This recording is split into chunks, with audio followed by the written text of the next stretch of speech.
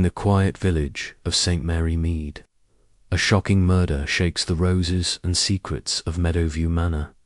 Mr. Rowland, a sly stranger with a dark past, is found stabbed in the garden, a half-burned letter hinting at blackmail clutched nearby. Was it Clara Ashford, hiding her London past? Mr. Ashford, locking secrets in his study? Or Dr. Haydock, haunted by an old mistake? As whispers of a locket, a shadowy figure, and a cryptic note swirl, only Miss Jane Marple, with her sharp eyes and knitting needles, can unravel the deadly truth stitch by Stitchby for Another Falls. Chapter 1. A quiet morning in St. Mary Mead. The sun peeked over the hills of St. Mary Mead, painting the village in soft gold. It was a quiet morning, the kind where birds chirped and the air smelled of fresh grass. Miss Jane Marple sat in her cosy sitting room, her knitting needles clicking softly. Her small cottage, with its neat garden and white fence, looked like a picture from a storybook. The roses bloomed bright red, and the path to her door was swept clean. She liked things tidy. It helped her think Miss Marple was old, with white hair tucked under a lace cap, but her blue eyes sparkled with life. She wore a soft wool dress, grey and simple, with a brooch pinned to it. Her hands moved fast, looping yarn into a scarf. She wasn't just knitting, though. She was listening to the village, even from her chair. St. Mary Mead was small, but it buzzed with secrets, like bees in a hive. And Miss Marple knew how to hear them. Her maid, Lily, bustled in, carrying a tray with tea and scones. Lily was young, with rosy cheeks and a habit of talking too much. "Morning, Miss Marple," she said, setting the tray down. "You won't believe the news. There's a new family at Meadowview Manor. The Ashfords, they're called. Moved in last night, all quiet-like. Nobody's seen much of them yet." Miss Marple's needles paused. "Meadowview Manor," she said, her voice gentle but sharp. "That's been empty since old Mr. Grayson passed. Who are these Ashfords?" Lily plopped into a chair, her apron crinkling. "Well, I heard from Mrs. Price at the post office that they're rich. Mr. Ashford's some kind of businessman from London. And his wife, Clara, she's young and pretty. Dresses like a film star, they say, but they keep to themselves. Didn't even stop at the shop to say hello." Miss Marple sipped her tea, her mind working. Rich newcomers, keeping to themselves. That was odd for St. Mary Mead. People here liked to know their neighbours. She thought of Mrs. Norton, who moved in years ago and caused a stir by ignoring everyone. Turned out, Mrs. Norton was hiding a runaway husband. Miss Marple smiled faintly. People were like her knitting pull, one thread, and the whole pattern showed up. "Interesting," she said. "I expect we'll meet them soon. Mrs. Tea party is tomorrow. She always invites newcomers." Lily nodded, her eyes wide. "Oh yes. Mrs. Bantry's been talking about it all week. Says she wants to show off her new roses, but I bet she just wants to get a good look at the Ashfords." Miss Marple chuckled. "I'm sure she does, and so will everyone else." The morning passed. Quietly, Miss Marple finished her scarf and started a new one, her fingers quick and sure. She liked knitting. It kept her hands busy while her mind wandered. She thought about the Ashfords. Why move to a sleepy village like St. Mary Mead? Most rich folks picked bigger towns, with fancy shops and noisy parties. Something about it felt off, like a stitch that didn't sit right. She looked out her window. The village street was calm, with children playing near the church and Mr. Hodges pushing his cart of vegetables. St. Mary. Mead hadn't changed much in years. The same stone, cottages, the same little shop, the same gossip that floated like dandelion seeds. But new people always brought new stories, and sometimes trouble by noon. Miss Marple decided to take a walk. She put on her straw hat, tied it with a ribbon, and picked up her stick. It wasn't that she needed it. She was spry for her age, but it was useful for pointing at things or shooing nosy dogs. She stepped outside, the sun warm on her face, and headed toward the village square. The square was lively. Mrs. Price stood outside the post office, chatting with Mrs. Dane, who ran the tea shop. Both women stopped talking when they saw Miss Marple. "Good morning, Miss Marple," Mrs. Price called, waving. "Heard about the Ashfords?" Miss Marple nodded. "Lily mentioned them. Have you seen them yet?" Mrs. Dane leaned forward, her voice low, not a peak. Their car rolled in late, all dark and shiny. Curtains drawn at the manor ever since. Makes you wonder what they're hiding. Now, Miss Marple said, but her eyes twinkled. "They might just be shy." Mrs. Price snorted. "Shy, with a car like that? I say, they're up to something. Mark my words, there's a story there." Miss Marple didn't answer, but she tucked the thought away. She walked on, passing the vicarage, where the vicar's wife, Mrs. Clement, was trimming hedges. "Jane," Mrs. Clement called, waving her clippers. "Will you be at Mrs. Bantry's tea tomorrow?" "Of course," Miss Marple said. "I wouldn't miss it." Mrs. Clement smiled. "Good. We're all dying to meet these Ashfords, I hear. Mr. Ashford's a bit grumpy, but his wife's a charmer." Miss Marple nodded, filing that away too. Grumpy husband, charming wife. It sounded like a recipe for gossip or worse. She remembered a couple like that in the village years ago. The husband turned out to be hiding money troubles. She wondered if Mr. Ashford had secrets too. Back at her cottage, Miss Marple settled into her chair. The afternoon light slanted through the windows, making patterns on the rug. She picked up her knitting again, but her mind was on Meadowview Manor.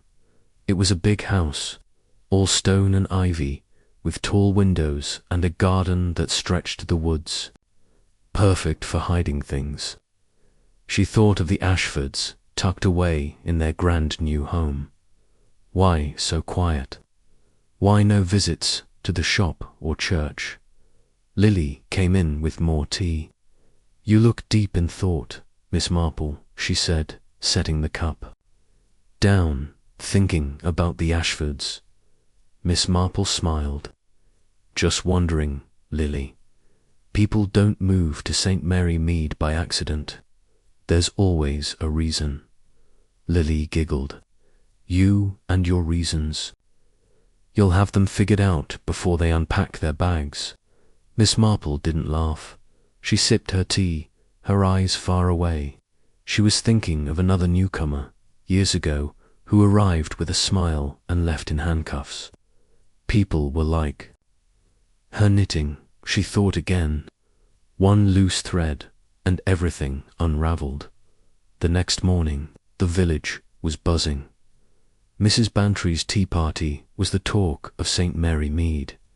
Everyone wanted to see the Ashfords. Miss Marple dressed carefully, choosing a neat black dress and her best hat. She walked to Gossington Hall, Mrs. Bantry's big house, where the tea would be held. The garden was in full bloom, roses and lilies everywhere, and tables were set with white cloths and silver teapots. Mrs. Bantry greeted her at the gate, her face flushed with excitement. "Jane, you're here. Wait till you see the Ash. They've promised to come. Clara's a darling, but that Mr. Ashford, well, he's a bit stiff." Miss Marple smiled. "I'm sure it'll be a lovely afternoon." The guests arrive one by one: Mrs. Clement, Dr. Haydock, Miss Lavender from next to the manor, and a dozen others. Everyone chatted and nibbled sandwiches, but their eyes kept darting to the gate. At last, a sleek black car rolled up, and the Ashfords stepped out. Mr. Ashford was tall, with grey hair and a frown. His suit was crisp, like he'd stepped out of a city office. Clara, his wife, was younger, with golden hair and a bright smile. Her dress was green, flowing like a meadow in spring. She waved to the crowd, but Miss Marple noticed her hands shook just a little dot. Mrs. Bantry rushed over, all smiles. "Mr. and Mrs. Ashford, welcome to St. Mary Mead. Come, have some tea." Mr. Ashford nodded, barely speaking, but Clara chatted happily, complimenting the roses. The villagers crowded around, asking questions. Where were they from? Why St. Mary Mead? Clara answered smoothly London. Wanted a quiet life, but Mr. Ashford stayed silent, his eyes scanning the crowd. Miss Marple watched from her chair, her knitting in her lap. Clara's smile was too bright, like an actress on a stage, and Mr. Ashford's frown reminded her of Mr. Thompson, who came to the village years ago and turned out to be hiding from debt collectors. Something wasn't right. Then a man appeared at the gate. He was thin, with dark hair and a sharp face, wearing a worn coat. He strode toward the Ashfords, his eyes fixed on them. "Henry," he called, his voice loud. "Didn't expect to. See me, did you?" Mr. Ashford froze. Clara's smile vanished. The crowd went quiet. Mrs. Bantry fluttered over, confused. "And you are?" "Roland," the man said, grinning. "Old friend of Henry's. Just passing through." Miss Marple's needle stopped. She looked at Roland, then at the Ashfords. Clara's face was pale, and Mr. Ashford's hands were clenched. Trouble, she thought. Just like that time with the stranger who came to the vicarage and stirred up all sorts of bother. The tea party went on. But the air had changed. Roland stayed, talking loudly, while the Ashfords kept their distance. Miss Marple sipped her tea, watching everyone. She saw Miss Lavender whispering to Mrs. Dane, Dr. Haydock frowning at Roland, and Clara glancing at her husband like she was scared. As the sun set, Miss Marple walked home, her stick tapping the path. The village looked peaceful, but she knew. Better, something was brewing, something no one expected. She thought of Roland, his sharp grin, and the Ashfords' nervous eyes. People always brought their secrets to St. Mary Mead, and Miss Marple always found them out. Back in her cottage, she sat by the fire, her knitting in her hands. The scarf was nearly done, each stitch neat and tight. She smiled to herself. Tomorrow, she'd learn more. Tomorrow, the village would talk, and Miss Marple would listen. Chapter 2. The Unexpected Guest. The afternoon sun hung low over Gossington Hall, casting long shadows across Mrs. Bantry's garden. The roses were in full bloom, their petals red and pink against the green lawn. Tables stood under a white canopy, covered with crisp cloths, silver teapots, and plates of sandwiches and scones. The air smelled of flowers and fresh tea, and the hum of voices filled the space. St. Mary Mead loved a party, especially when there was someone new to talk about. Today, everyone was waiting for the Ashfords. Miss Jane Marple sat near the edge of the garden, her straw hat tilted against the sun. Her knitting rested in her lap, a soft grey scarf, half finished. She wore a neat black dress, her brooch glinting in the light. Her blue eyes, sharp as ever, moved over the crowd. She didn't need to join the chatter to know what was happening. People's faces, their quick glances, their nervous hands, they told her everything. And today, She was watching for the Ashfords. Mrs. Bantry bustled about, her cheeks pink with excitement. She was a tall woman with a loud laugh, and she loved playing hostess. "Jane," she called, waving a plate of cakes. "Isn't this lovely? Everyone's here, and the Ashfords promised to come. I can't wait to show them off." Miss Marple smiled. "It's a fine day for it, Dolly. I'm sure they'll feel welcome." Mrs. Bantry leaned closer, lowering her voice. "Between you and me, I think Mr. Ashford's a bit grumpy. But Claro, she's a darling. So pretty, like a girl in a magazine." Miss Marple nodded, her needles clicking softly. Grumpy and pretty, that was a pair she'd seen before. Like the couple in the village years ago who argued over money and ended up with a stolen necklace. She tucked the thought away, her eyes scanning the garden. The villagers were out in their best clothes. Mrs. Clement, the vicar's wife, wore a flowery dress and chatted with Dr. Haydock, the local doctor.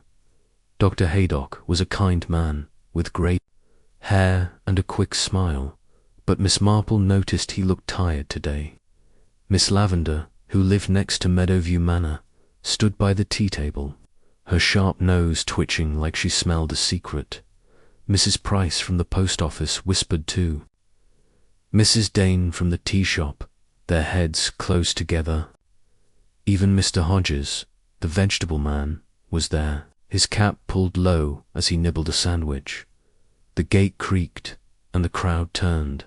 A sleek black car rolled up the drive, its tires crunching on gravel. The Ashfords had arrived. Mr. Henry Ashford stepped out first, tall and stiff in a dark suit. His grey hair was combed back, and his face was set in a frown, like he'd rather be anywhere else. His wife, Clara, followed her green dress, catching the sunlight. Her golden hair was pinned up, and her smile was bright. But Miss Marple saw her hands twist together, just for a moment. Mrs. Bantry hurried over, her voice loud. "Mr. and Mrs. Ashford, welcome to Gossington Hall. Come, have some tea and meet everyone." Mr. Ashford gave a short nod, his eyes cold. "Thank you, Mrs. Bantry," he said, his voice clipped. Clara's smile widened, and she shook Mrs. Bantry's hand. "It's so lovely here," she said. "The roses are beautiful." The villagers crowded around, eager to talk. Mrs. Clement asked where they were from. "London," Clara said smoothly. "We wanted a quieter life." Mr. Ashford said nothing, his gaze moving over the crowd like he was counting them. Miss Marple watched from her chair, her knitting still. Clara's voice was cheerful, but her eyes darted to her husband every few seconds.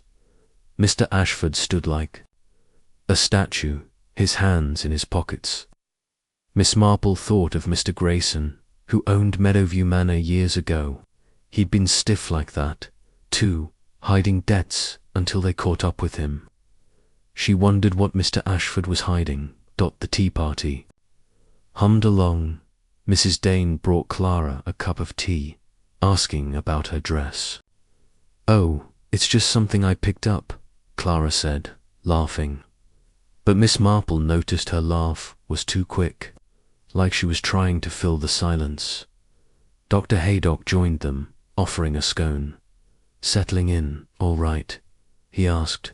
Clara nodded, but Mr. Ashford turned away, staring at the roses. Miss Lavender sidled up to Miss Marple, her voice a whisper. "What do you make of them, Jane? They're a bit odd, don't you think?" Miss Marple's needles moved again. "They're new," she said softly. "Newcomers always take time to fit in." Miss Lavender sniffed. "I live right next to the manor. Saw their car pull in late, curtains drawn tight. Makes you wonder." Miss Marple didn't answer, but she filed it away. Miss Lavender was nosy, but she saw things others missed. Like that time she spotted the vicar's nephew sneaking out late, which led to the missing church funds. The sun dipped lower, and the garden glowed golden. The villagers ate and talked, their voices mixing with the clink of cups.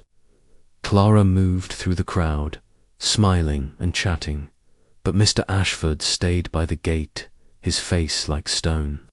Miss Marple watched Clara's hands, twisting her handkerchief. Nervous, she thought, just like that girl in the choir years ago, who smiled to hide her secrets. Then the gate creaked again. A man strode in, uninvited. He was thin, with dark hair and a sharp face, like a fox. His coat was worn, but his grin was bold. He walked straight toward the Ashfords, his boots loud on the gravel. "Henry," he called, his voice cutting through the chatter. "Didn't expect to see me, did you?" The garden went quiet. Mr. Ashford's face froze, his eyes narrow. Clara's teacup rattled in her hand, and she set it down fast. Mrs. Bantry blinked, caught off guard. "And you are?" she asked, her voice shaky. "Roland," the man said, his grin wide. "Old friend of Henry's. Just passing through. St. Mary Mead. Thought I'd drop by." Miss Marple's needles stopped. She looked at Roland, then at the Ashfords. Mr. Ashford's jaw was tight, his hands clenched. Clara's smile was gone, her face pale as milk. The crowd whispered, "Heads. Turning. Trouble," Miss Marple thought. Just like that stranger who came to the village years ago and stirred up a mess over stolen jewels. Mrs. Bantry recovered, forcing a smile. "Well, Mr. Roland, you're welcome. Come, have some tea." She led him to a table, but the air felt heavy, like a storm was coming. Roland took a scone, his eyes on the Ashfords. "Nice place you've got, Henry," he said loudly. "Meadowview Manor, a must-have, cost a pretty penny." Mr. Ashford didn't answer. He turned to Clara, his voice low. "We should go." But Clara shook her head, her smile back, though it looked forced. "Let's stay a bit, Henry. It's such a nice party." Miss Marple watched them closely. Roland's grin was too sharp, like he knew something they didn't want told. She thought of a man who came to St. Mary Mead years ago, claiming to know. The baker's past. Turned out he was after money. Was Roland the same? The party went on, but the mood had changed. Villagers whispered, glancing at Roland and the Ashfords. Mrs. Price leaned toward Mrs. Dane, muttering about strangers causing trouble. Dr. Haydock frowned, his eyes on Roland, like he recognized him. Miss Lavender hovered near Clara, asking about the manor, but Clara's answers were short, her hands still twisting. Miss Marple sipped her tea, her mind working. She noticed small things. Roland's worn coat, too big for him. Clara's quick glances at her husband. Mr. Ashford's stiff shoulders, like he was ready to bolt. She thought of her knitting, how one loose thread could unravel everything. Roland was a loose thread, she was sure of it. As the sun set, the party wound down. Villagers said their goodbyes, their voices full of gossip. "Who's that, Roland?" Mrs. Clement whispered to Mrs. Dane. "He's got the Ashfords all jumpy." Dr. Haydock left early, his face grim. Miss Lavender lingered, watching the climb into their car.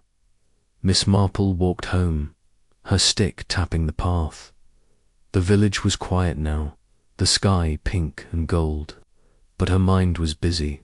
Roland's arrival wasn't an accident. He knew the Ashfords, and they didn't want him here. She thought of Clara's pale face, Mr. Ashford's clenched hands. Secrets, she thought. Everyone has them, and St. Mary Mead was the perfect place to dig them up. Back in her cottage, she sat by the fire, her knitting in her hands. The scarf was longer now, each stitch neat and tight.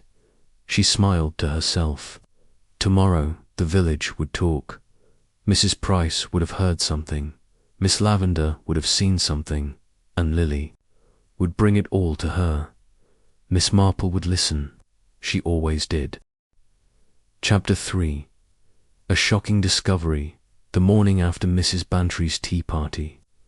St. Mary Mead woke to a soft mist that clung to the fields. The village was quiet, the kind of quiet that felt heavy, like it was holding its breath.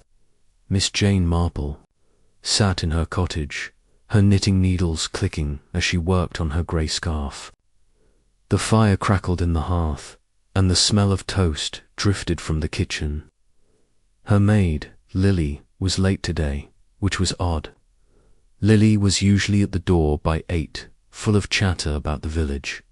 Miss Marple's blue eyes flicked to the clock, 8:30. She set her knitting down and stood, smoothing her grey dress. Her straw hat hung by the door, but she didn't take it. Something told her to wait. She'd learned long ago to trust that feeling, like the time she waited for news about the missing church silver and found it in the baker's shed. The doorbell rang, sharp and loud. Miss Marple opened it to find Lily, her face pale and her apron twisted in her hands. "Oh, Miss Marple," she gasped. "It's awful. They found a body at Meadowview Manor, in the garden. It's that Mr. Rowland from the tea party dead."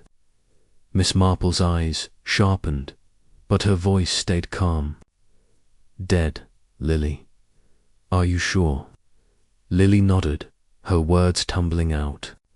"Tom, the groundskeeper, found him this morning. Stabbed, they say, with a letter opener. The police are there now. Mrs. Price saw the car go by, and she's telling everyone it's murder." Miss Marple's mind raced, but her face showed. Nothing. Murder in St. Mary Mead. No one would expect that, not after such a quiet tea party. She thought of Rowland's sharp grin, the way he'd called out to Mr. Ashford.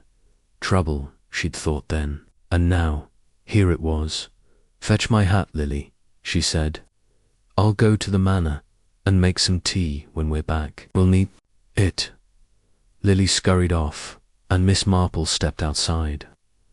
The mist was lifting, but the air felt cold. She walked toward Meadowview Manor, her stick tapping the path. The village was awake now, with people whispering at gates and windows.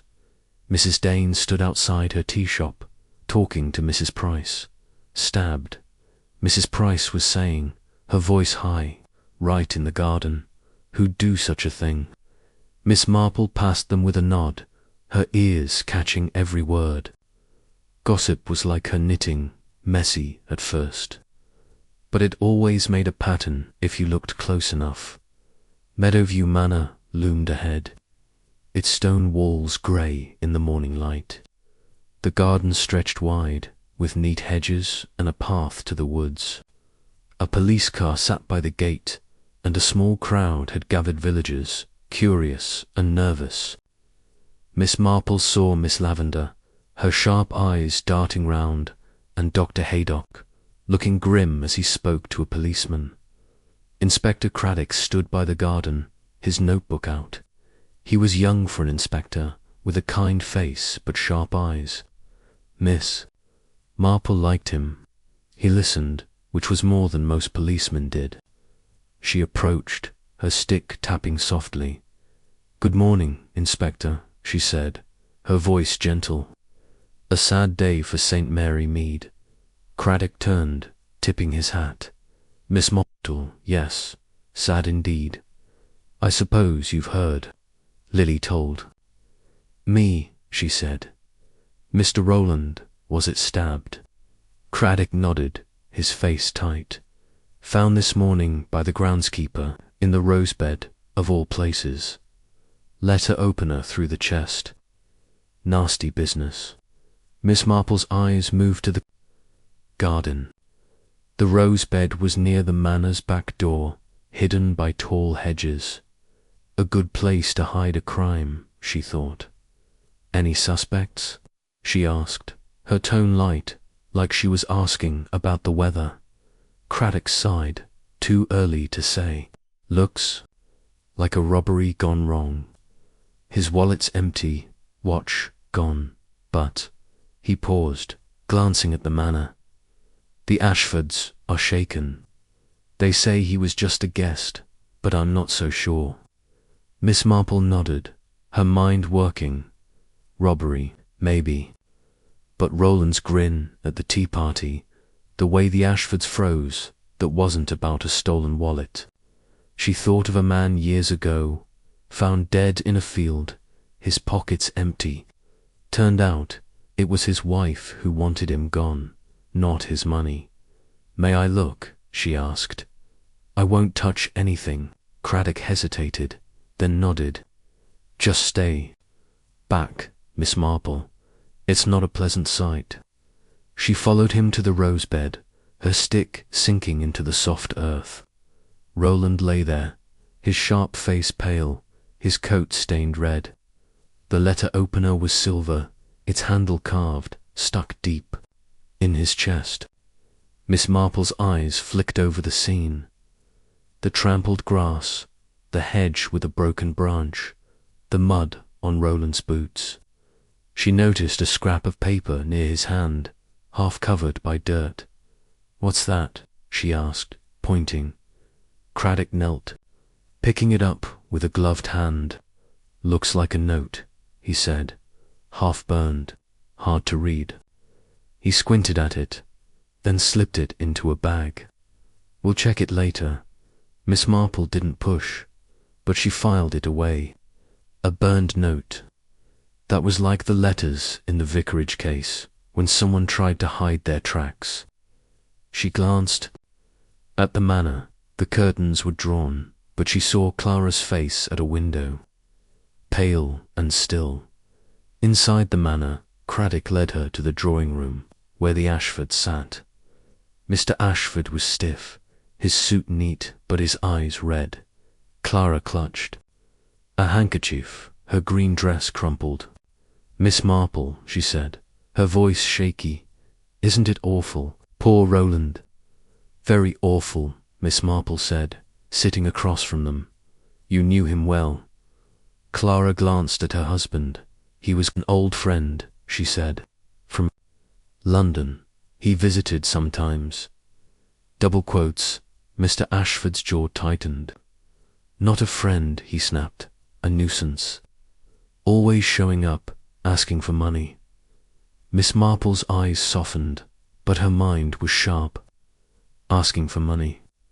That sounded like blackmail. Like the man who pestered the butcher years ago until secrets came out. Did he ask for money yesterday? She said. Clara shook her head quickly. No, no. He just came to the tea party. Said he was passing through. Craddock scribbled in his notebook. Where were you both last night? Mr. Ashford frowned. Here, in bed. We didn't hear anything. Clara nodded. I was in the garden earlier, pruning roses, but I came in before dark. Miss Marple's needles would have clicked if she'd had them. Pruning roses. In the evening. That was odd, like the time Mrs. Norton claimed she was gardening to cover her tracks. She kept her face calm, though, and said nothing. Back outside, the police were roping off the garden. Miss Marple walked slowly, her eyes on the ground. She saw footprints in the mud, small and neat, near the hedge. Clara's or someone else's. She thought of Miss Lavender, who lived next door. She'd been at the tea party, watching the Ashfords like a hawk. Had she seen something? Miss Marple headed to Miss Lavender's cottage, a small place with a tidy garden. Miss Lavender was at her gate, her eyes bright with gossip. Jane had... You heard, Roland, dead, right next to my fence. "I've heard," Miss Marple said. "Did you see anything last night?" Miss Lavender leaned closer. "I saw lights in the Manor's garden, late. And I heard voices, angry ones. Couldn't make out who, though." Miss Marple nodded. "Voices, that was like the night the vicar's nephew was caught sneaking out." "Anything else?" she asked. Miss Lavender hesitated. "Well, I saw Dr. Haydock walking by, late. Looked upset, but I didn't think much of it then." Miss Marple's mind clicked. Dr. Haydock, upset. He'd frowned at Roland during the tea party. She remembered a case years ago when the doctor's assistant hid a mistake. Was Dr. Haydock hiding something now? She thanked Miss Lavender and walked back to the village. The crowd had grown, with Mrs. Price and Mrs. Dane whispering by the shop. "Robbery, they say," Mrs. Price was telling a group. "But I saw Roland arguing with someone yesterday, near the church.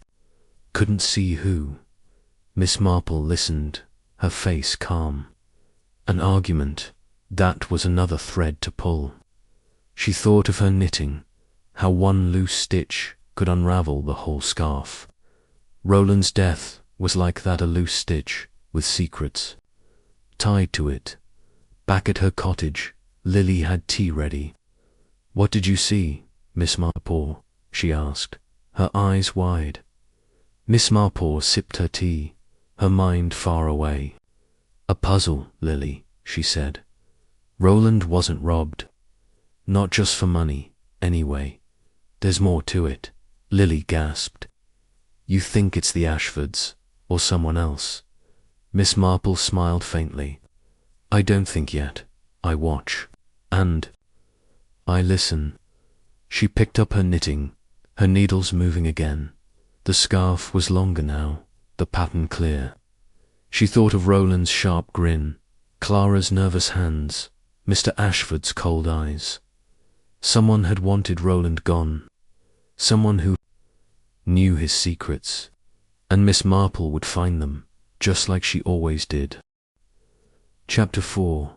The Ashfords' secret. The sun climbed higher over St. Mary Mead, burning away the morning mist. The village hummed with whispers. Each cottage door and shop counter alive with talk of the murder at Meadowview Manor. Mr. Roland, stabbed, in the rosebed, was all anyone could speak of. Miss Jane Marple sat in her cosy sitting room, her knitting needles clicking softly. Her grey scarf was nearly done, its neat stitches a comfort as her mind worked through the puzzle. She wore her usual grey dress, her white hair tucked under a lace cap, but her blue eyes were sharp, catching every detail like a net. Lily, her maid, bustled in with a tray of tea and toast. Her cheeks were pink, her eyes wide with excitement. "Miss Marple, the whole village is in a tizzy," she said, setting the tray down. "Mrs. Price says it's the worst thing since that business with the stolen jewels. She thinks the Ashfords know more than they're saying." Miss Marple sipped her tea, her face calm. "Does she now? And what does Mrs. Price say they know?" Lily plopped into a chair, her apron crinkling. "She says Mr. Ashford was cross with Roland at the tea party, and Clara, Mrs. Ashford, she looked scared when he showed up. Mrs. Dane heard Clara tell Mrs. Bantry that Roland was her cousin, but Mr. Ashford didn't like him." Miss Marple's needles paused.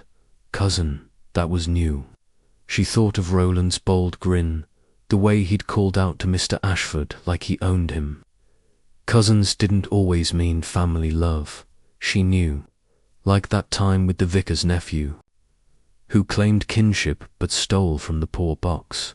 "Interesting," she said. "I think I'll visit Meadowview Manor today. A neighbourly call might help Mrs. Ashford feel welcome." Lily's eyes widened. "You're going to poke around, aren't you?" "Oh, Miss Marple, you'll figure it out. I know you will." Miss Marple smiled faintly. I'm just an old lady with time on my hands, Lily. Fetch my hat, please. Lily scurried off, and Miss Marple stood, smoothing her dress. She chose her straw hat with the blue ribbon and picked up her stick. It wasn't for walking, she was spry enough, but it was handy for pointing or shooing curious cats. She stepped outside, the air warm and sweet with grass. The village street was quiet, but eyes peeked from windows. Murder had stirred St. Mary Mead like a stone in a pond. She walked toward Meadowview Manor, her stick tapping the path. The manor stood tall, its stone walls covered in ivy, its windows glinting in the sun. The garden, where Roland's body was found, was roped off with police tape, fluttering like yellow ribbons. A constable stood by the gate, his face stern. Miss Marple nodded to him, her smile polite. "Good morning, young man. Is Mrs. Ashford at home?" The constable tipped his hat. "She's inside, ma'am, but it's a bad time. The inspector's been here all morning." "I won't stay long," Miss Marple said. "Just a neighbourly visit. I brought some jam." She held up a small jar, wrapped in a cloth. It was a good excuse, like the time she brought scones to Mrs. Norton and learned about her runaway husband. The constable hesitated, then nodded. "All right, Miss Marple, but don't touch anything." She smiled and walked to the front door.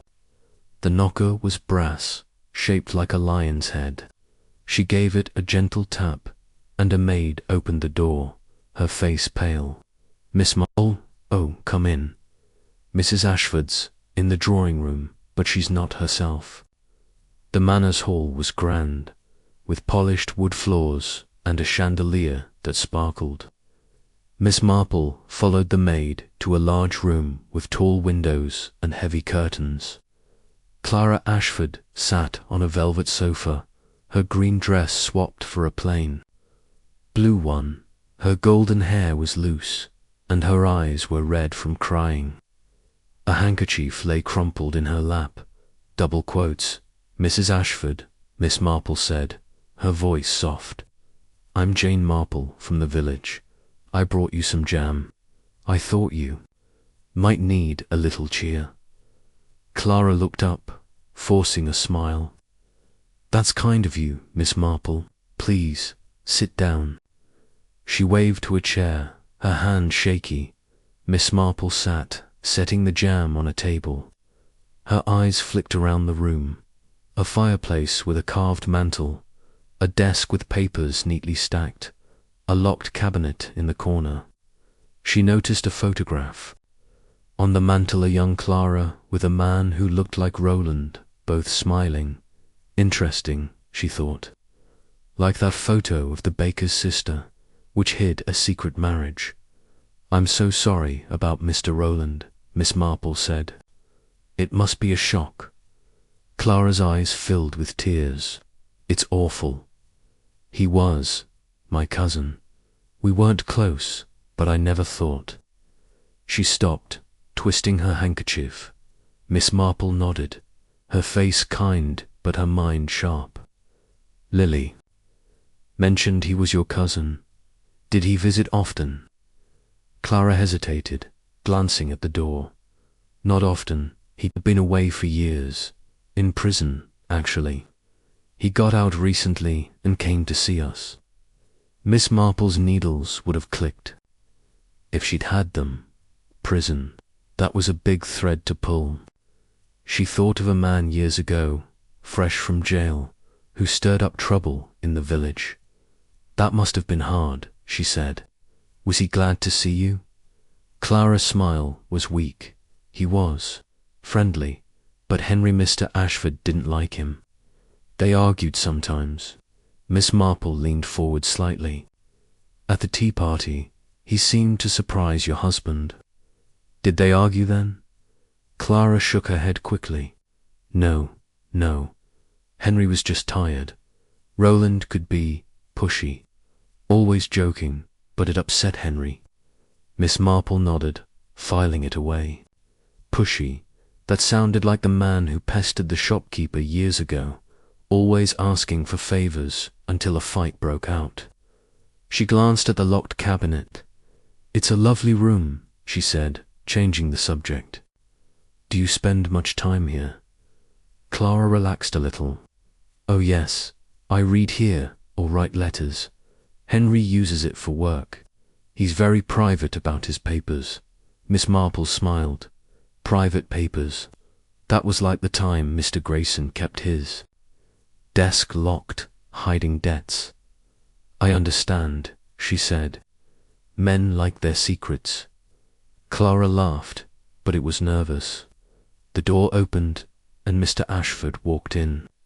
His suit was crisp, but his face was pale, his eyes hard. "Miss Marple," he said, his voice cold. "What brings you here?" "Just a neighbourly visit," she said, holding up the jam. "I thought Mrs. Ashford might like some company." Mr. Ashford's jaw tightened. "It's not a good time. We're still upset about Roland." "Of course," Miss Marple said. "Standing, I'll leave you be. If you need anything, my cottage is just down the lane." Clara stood too, her smile shaky. "Thank you, Miss Marple. You're very kind." Miss Marple walked out, her stick tapping the floor. The maid showed her to the door, and she stepped into the garden. The police tape was still up, the rosebed quiet now. She saw the trampled grass, the broken hedge branch.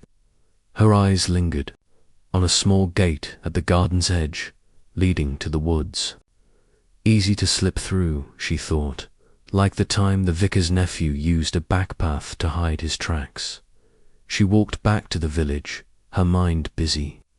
Clara's cousin, fresh from prison, Mr. Ashford's anger, a locked cabinet. It was a pattern, like her knitting, with threads waiting to be pulled. She stopped at the post office, where Mrs. Price was sorting letters, her eyes bright with gossip. "Miss Marple," Mrs. Price called. "Have you been to the manor? They say Clara's a wreck, crying all morning." Miss Marple nodded. "She's upset, naturally. Did you know Mr. Roland was her cousin?" Mrs. Price's mouth dropped. "Her cousin? Well, I never. I saw him arguing with Dr. Haydock yesterday, near the church. Looked heated. And Miss Lavender says she heard voices in the manor's garden last night." Miss Marple's eyes twinkled. "Voices? That's interesting. Did she say who?" Mrs. Price shook her head. "Too far to tell, but she's sure it was trouble." Miss Marple thanked her and walked on. Dr. Haydock arguing with Roland. That was another thread. She thought of a case years ago when the doctor's assistant hid a mistake and got angry when asked about it. Was Dr. Haydock hiding something too? She stopped at Dr. Haydock's clinic, a small building near the square. He was in his office, writing notes. "Miss Marple," he said, looking up. His smile was tired. "Come about the murder, I suppose." "Just a chat," she said, sitting. "It's a sad business. Did you know Mr. Roland?" Dr. Haydock's face tightened. "Not really. Met him once, years ago. He was difficult." Miss Marple nodded. "Mrs. Price mentioned seeing you with him yesterday, near the church." Dr. Haydock's pen stopped. "She did she? Well, yes, I saw him.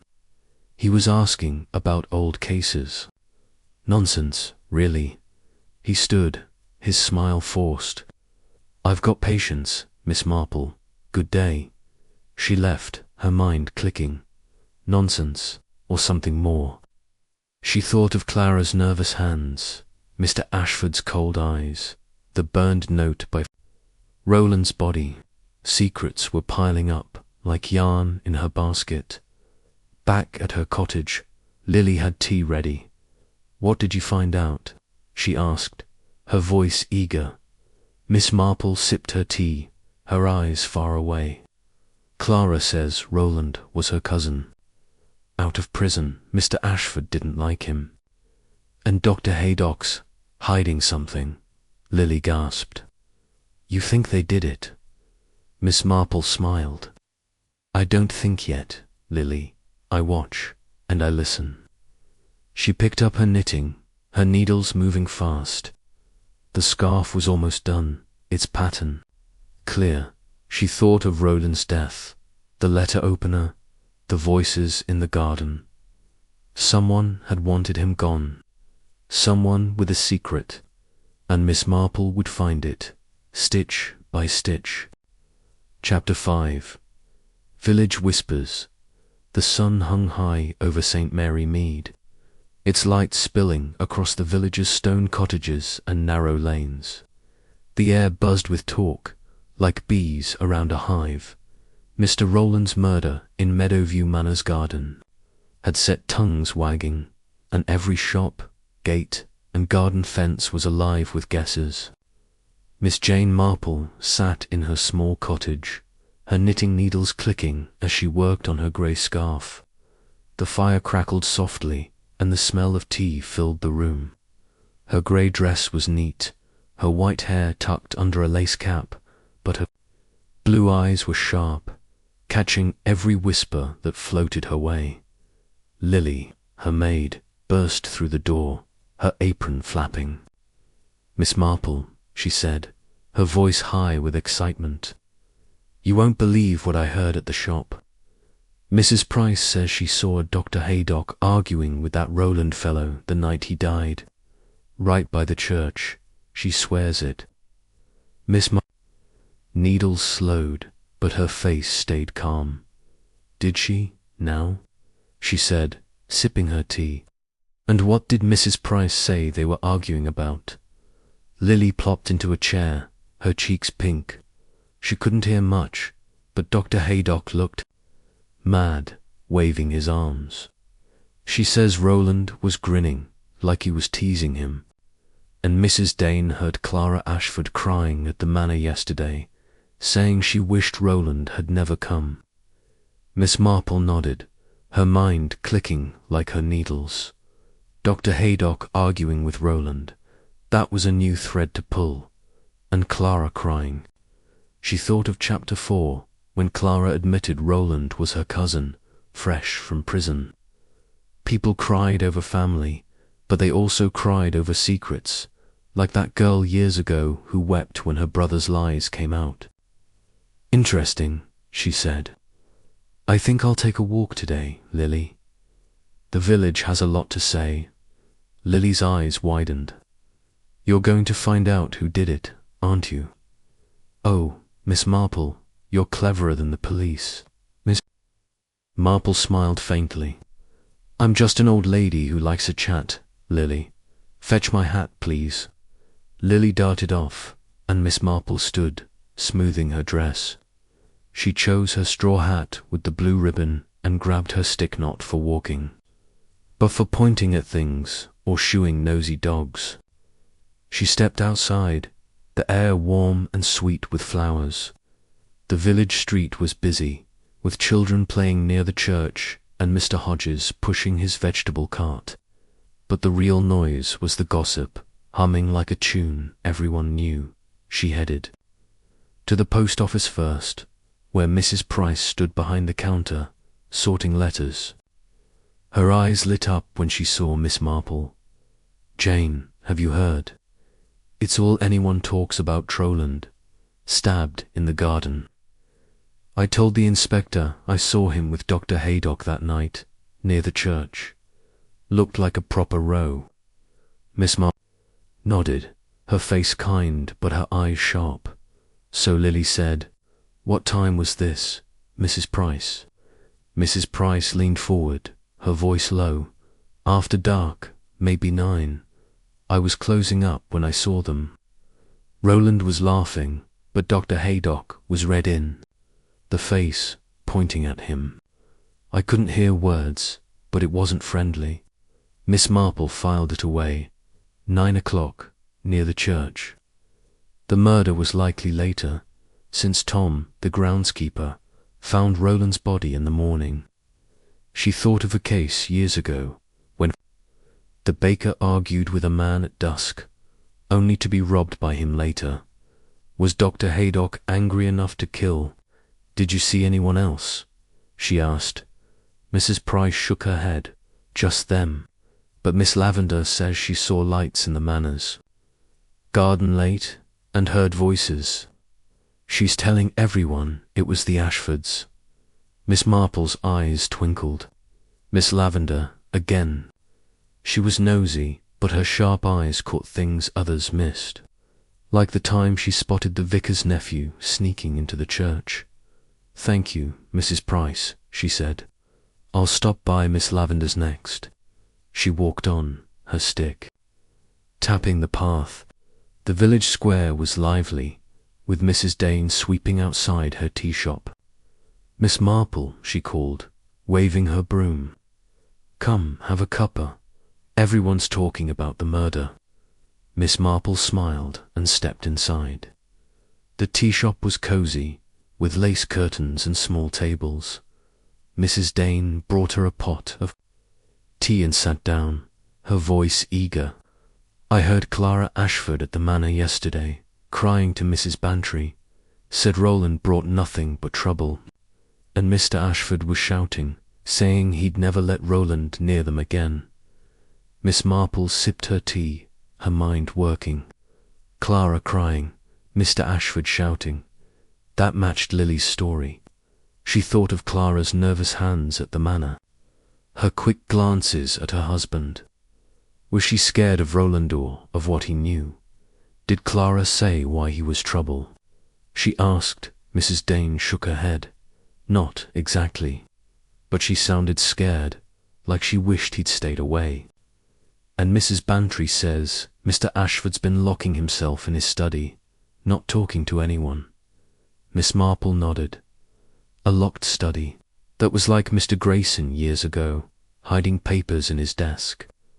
She remembered the locked cabinet in the drawing room from Chapter 4. Secrets, she thought.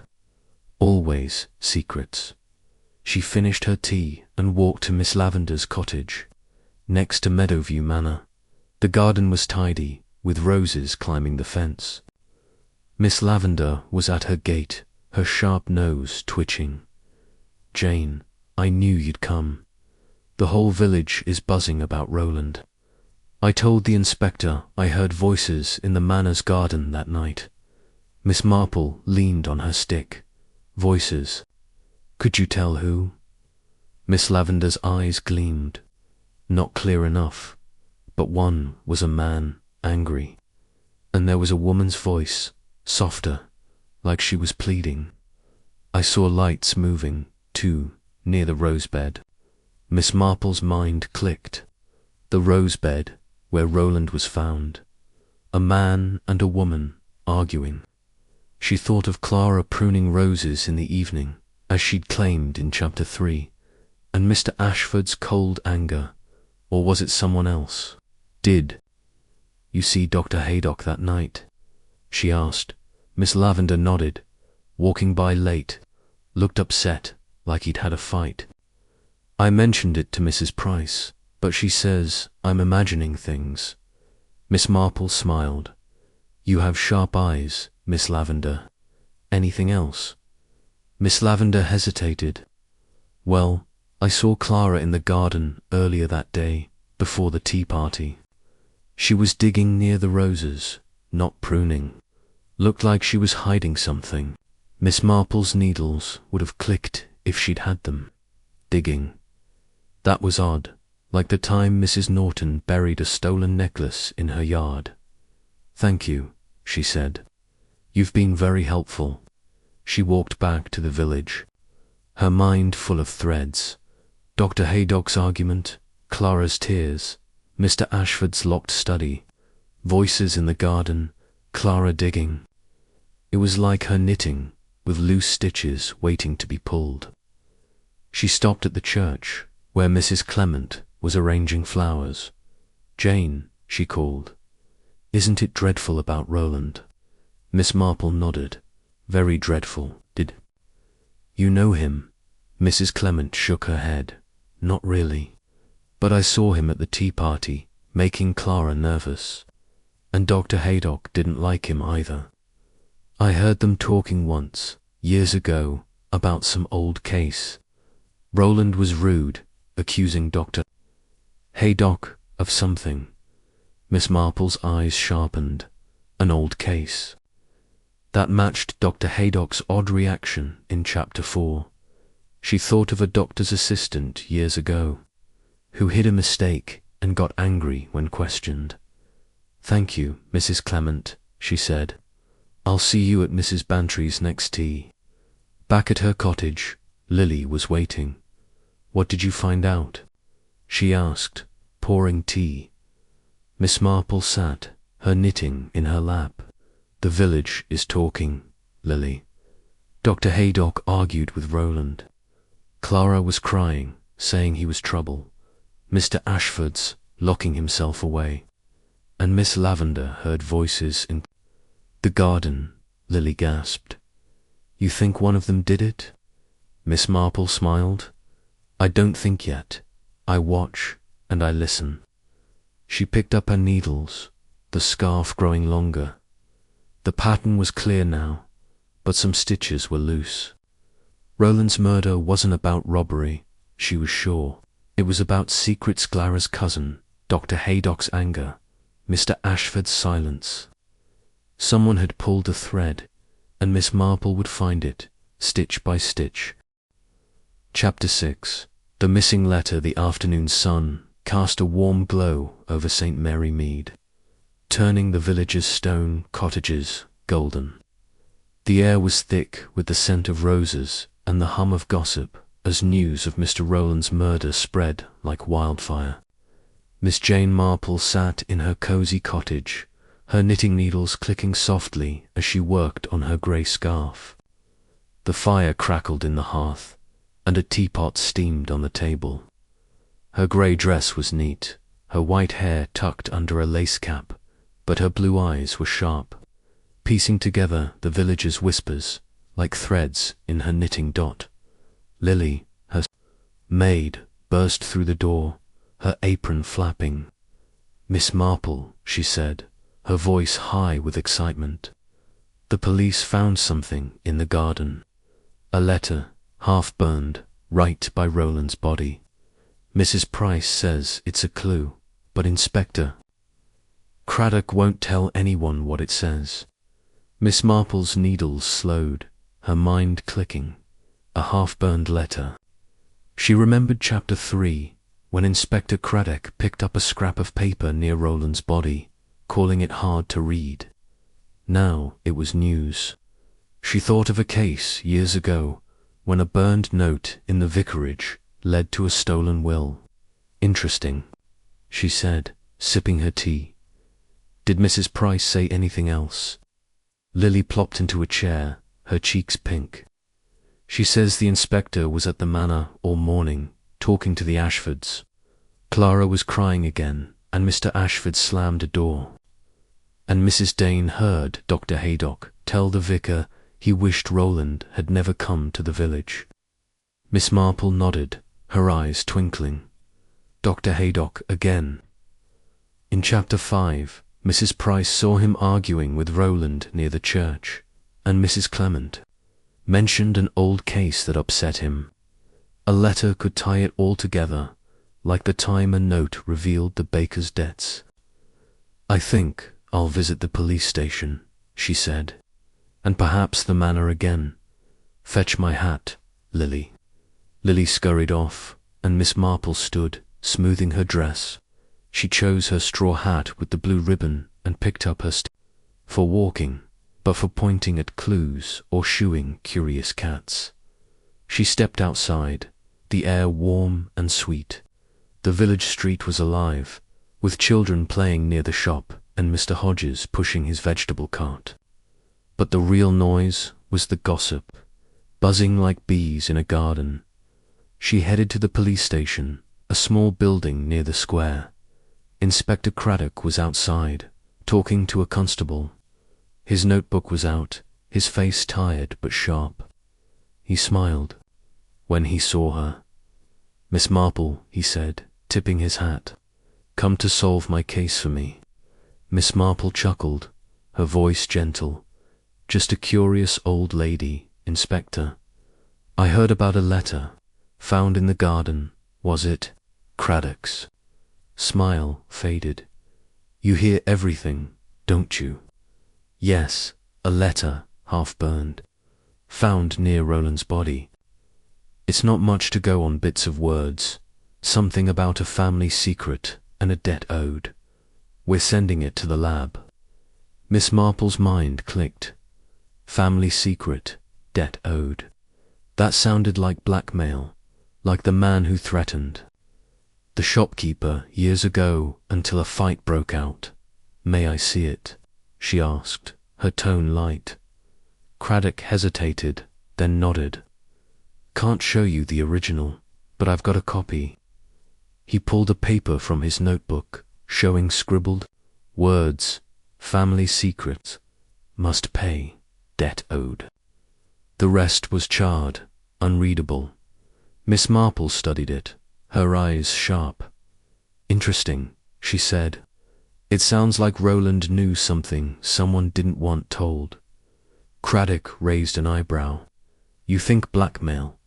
It's possible. His wallet was empty, but robbery feels too simple." "Roland wasn't liked, that's clear." Miss Marple nodded, filing it away.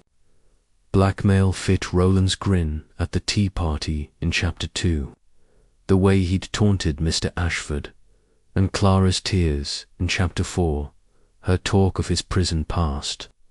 She thought of the Ashfords' locked cabinet, Dr. Haydock's argument. "Have you spoken to Dr. Haydock?" she asked. Craddock frowned. "Not yet. He's on my list." "Why?" "Just a thought," she said, her voice soft. "Mrs. Price saw him arguing with Roland that night." Craddock scribbled in his notebook. "I'll check it out. You're a sharp one, Miss Marple." She smiled and walked on, her stick tapping the path. The letter was a big thread, but she needed more. She headed to Meadowview Manor, where the police tape still fluttered around the garden. The rosebed was quiet now, the grass trampled where Roland's body had lain. She knocked on the door, and the maid let her in, looking nervous. Clara Ashford was in the drawing room, her blue dress wrinkled, her golden hair loose. She stood when she saw Miss Marple. "Oh, Miss Marple," she said, her voice shaky. "You're kind to come again. It's been so awful." Miss Marple sat, setting her stick by the chair. "I heard about the letter," she said gently. "It must be upsetting, with all this talk." Clara's hands twisted her handkerchief. "The police asked about it. I don't know anything. Roland, he wrote letters sometimes, silly things. I don't know why anyone would burn one." Miss Marple's eyes flicked to the mantel, where the photo of Clara and Roland still sat. Silly things. Did he ever write about family matters? Clara's face paled. "No, I mean, not really. He liked to tease, that's all." She glanced at the locked cabinet, then away. Miss Marple nodded, her mind working, teasing or threatening. She thought of Chapter 4, when Clara said Roland was pushy. Blackmailers teased, like the man who pestered the vicar's sister until she paid him to stop. "And Mr. Ashford," she asked, "did he see the letter?" Clara shook her head. "Henry's been in his study. He's upset. He didn't like Roland, but he wouldn't." She stopped, her eyes wet. Miss Marple patted her hand. "Of course, dear, I'll leave you to rest." She stood, her eyes lingering on the locked cabinet. Secrets, she thought, like the locked box in the Grayson case years ago, outside.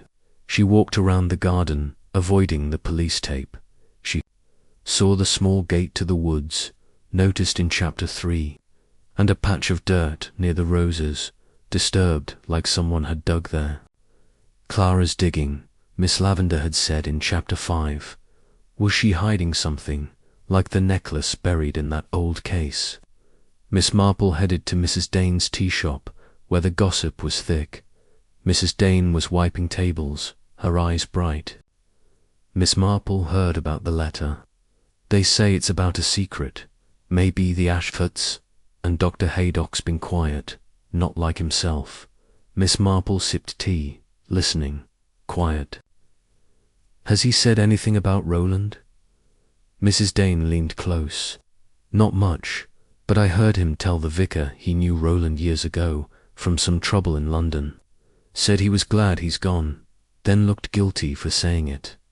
Miss Marple's eyes twinkled. Trouble in London. That matched Mrs. Clement's story in chapter 5 about an old case. She thought of a doctor's assistant years ago who hid a mistake and got angry when asked about it. Was Dr. Haydock hiding something similar? She visited Mrs. Bantry next, at Gossington Hall. Mrs. Bantry was in her garden, pruning roses. Jane, she called, waving. This murder's got everyone jumpy. I heard about the letter. Clara told me Roland used to write her, asking for money. She said it was just family help, but I wonder. Miss Marple nodded. Asking for money. That sounded like blackmail, like the man who threatened the shopkeeper until he paid. Did Clara say what he wanted money for? She asked. Mrs. Bantry shook her head. No, but she was scared. And Mr. Ashford's been locking himself in that study of his. I bet he's got papers he doesn't want seen. Miss Marple smiled, filing it away. The locked study, again, like in chapter 4. She thought of her knitting, how one loose thread could unravel everything. The letter was that thread, and Roland's death was tied to it. Back at her cottage, Lily was waiting. What did you find out? She asked, pouring tea. Miss Marple sat, her knitting in her lap. The letters about a family secret, Lily. Roland was asking for money, maybe from Clara, maybe from Dr. Haydock. Someone burned it to hide something. Lily gasped. You think it's blackmail? Miss Marple smiled. I don't think yet. I watch, and I listen. She picked up her needles, the scarf nearly done. The pattern was clear, but some stitches were loose. Roland's murder was about secrets, not robbery. A family secret, a debt owed. Someone had pulled a thread, and Miss Marple would find it, stitch by stitch. Chapter 7. Suspects and alibis.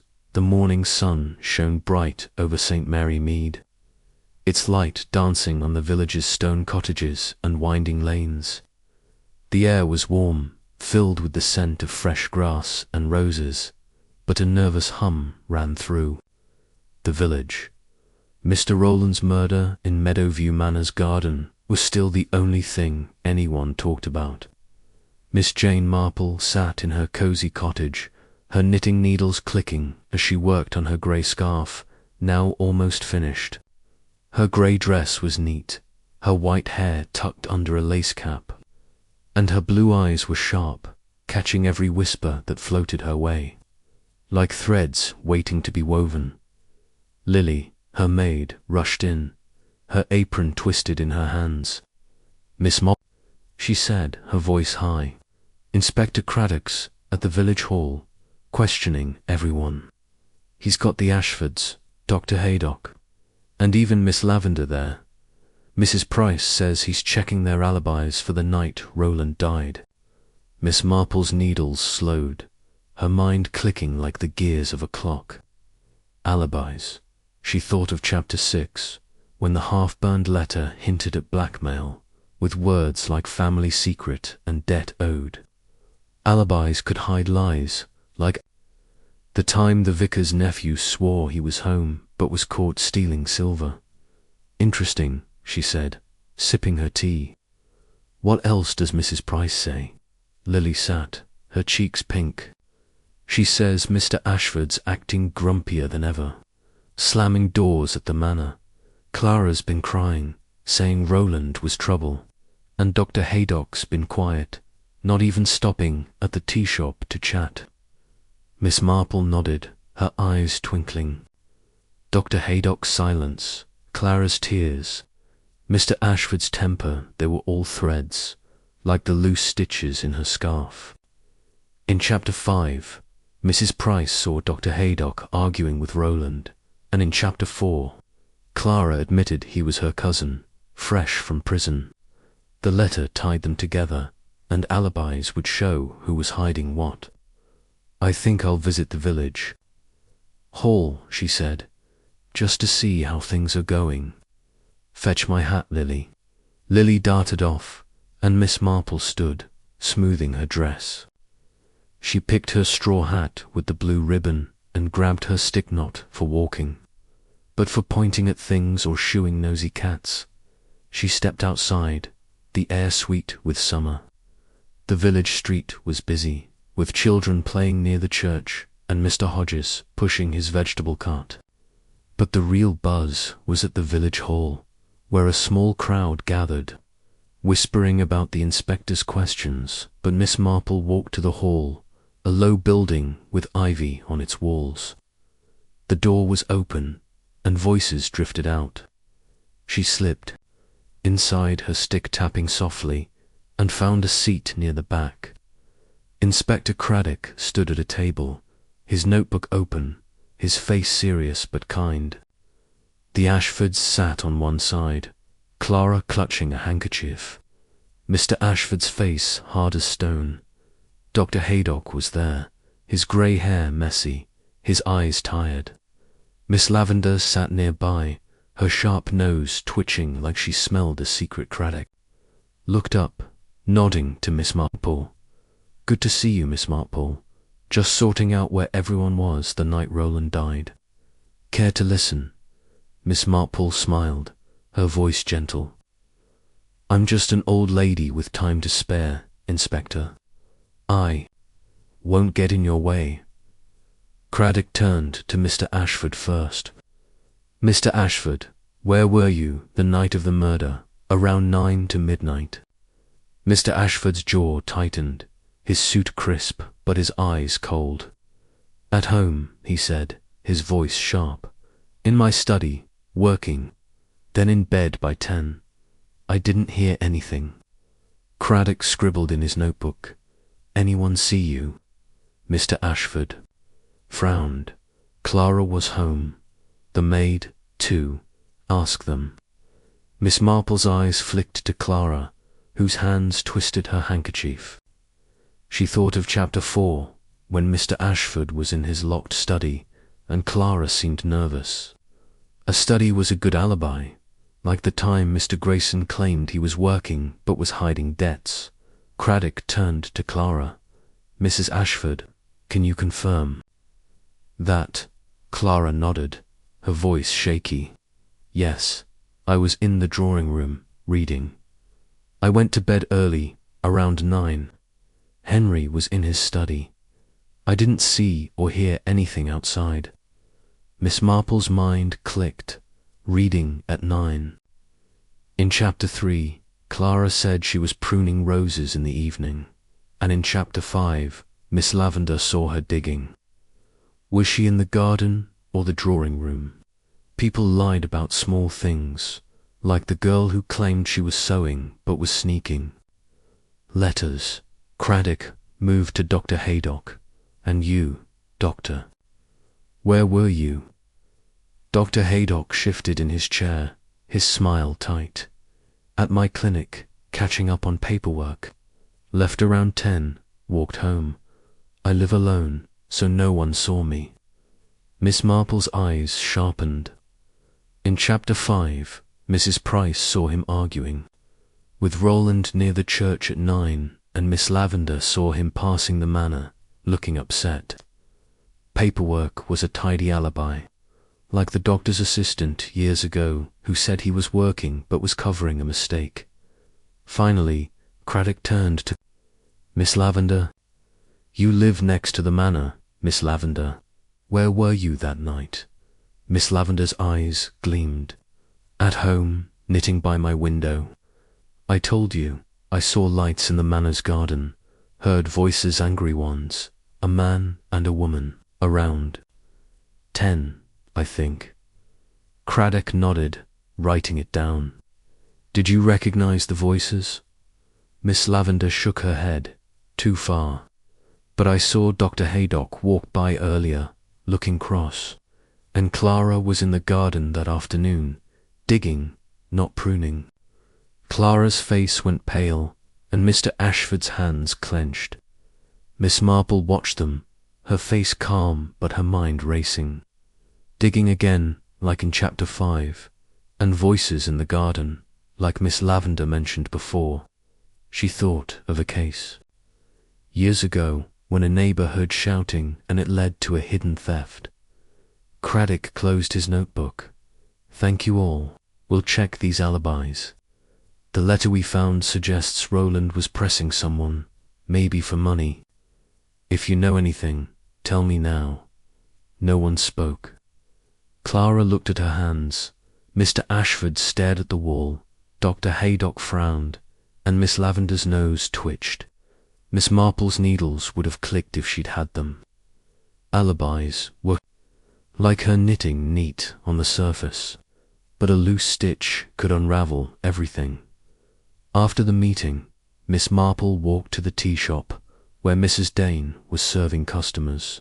Jane, she called, waving her over. Heard about the alibis? Everyone's got one, but I don't believe them. Clara's too jumpy, and Mr. Ashford's hiding something in that study.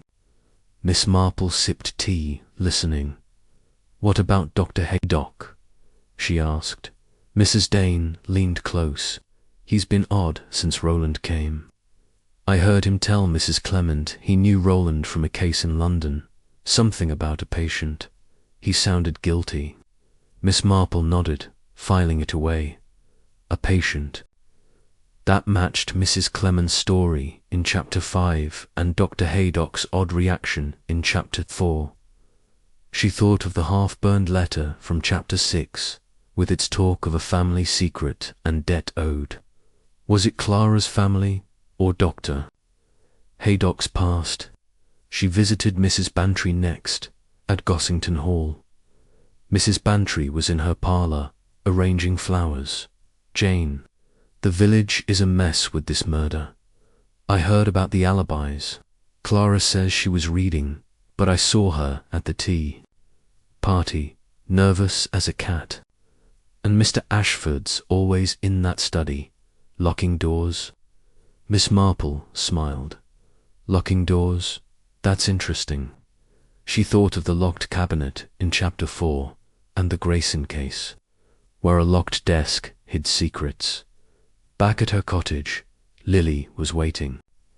What did you learn? She asked, pouring tea.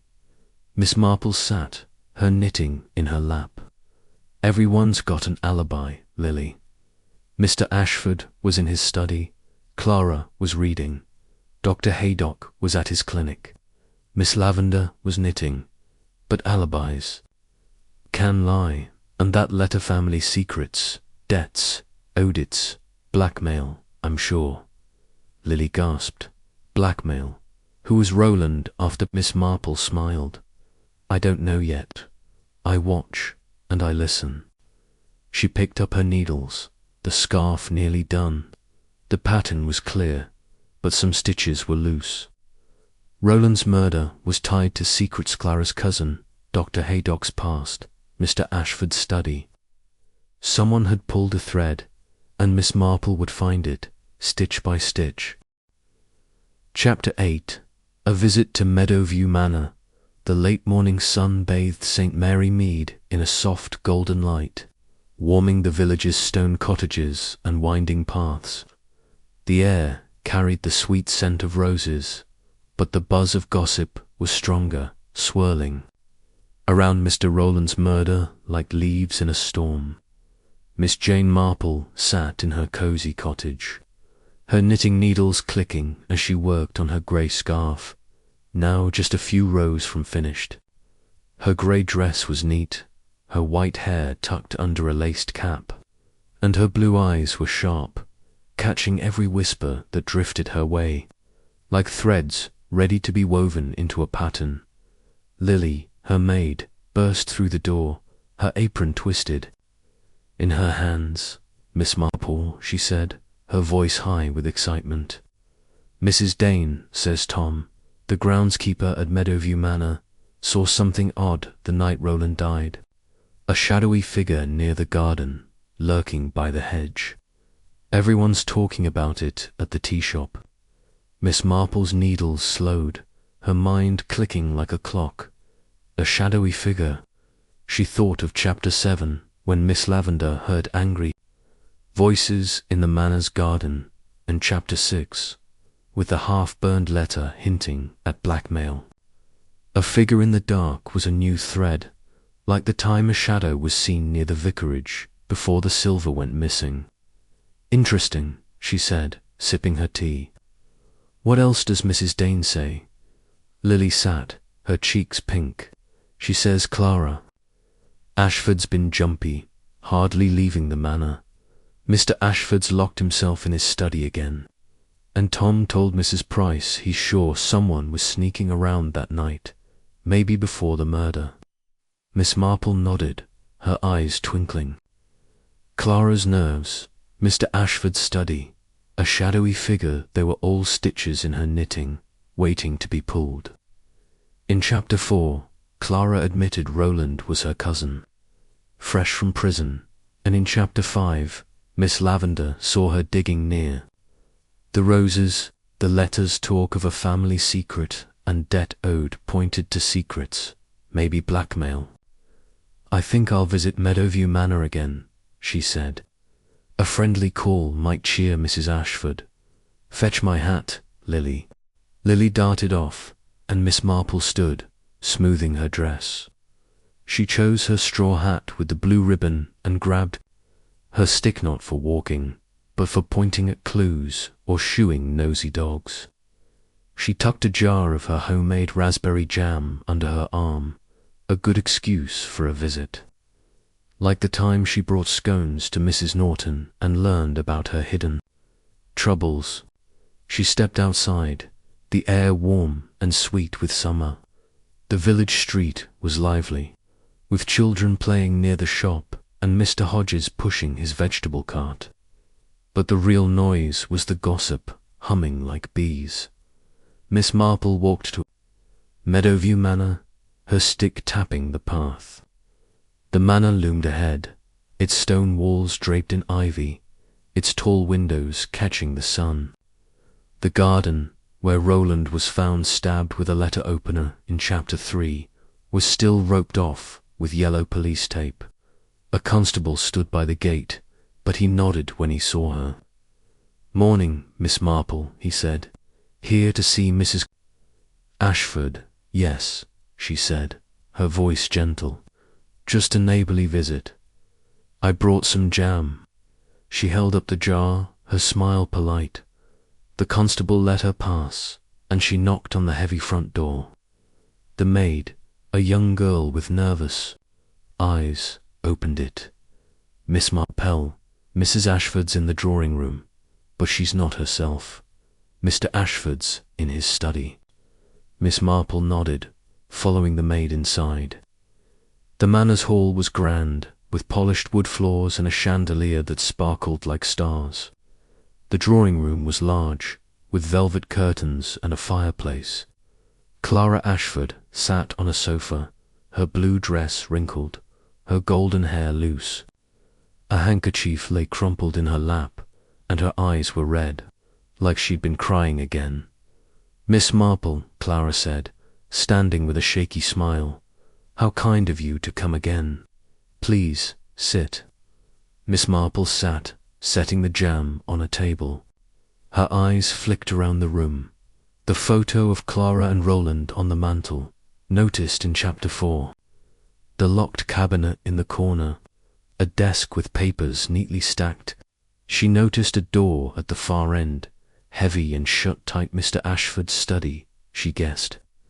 I thought you might like some company, she said, her voice soft. This must be a hard time. Clara's hands twisted her handkerchief. It's awful, she said, her voice low. Roland, I still can't believe he's gone. And all this talk about a letterette's too much. Miss Marple nodded, her mind sharp.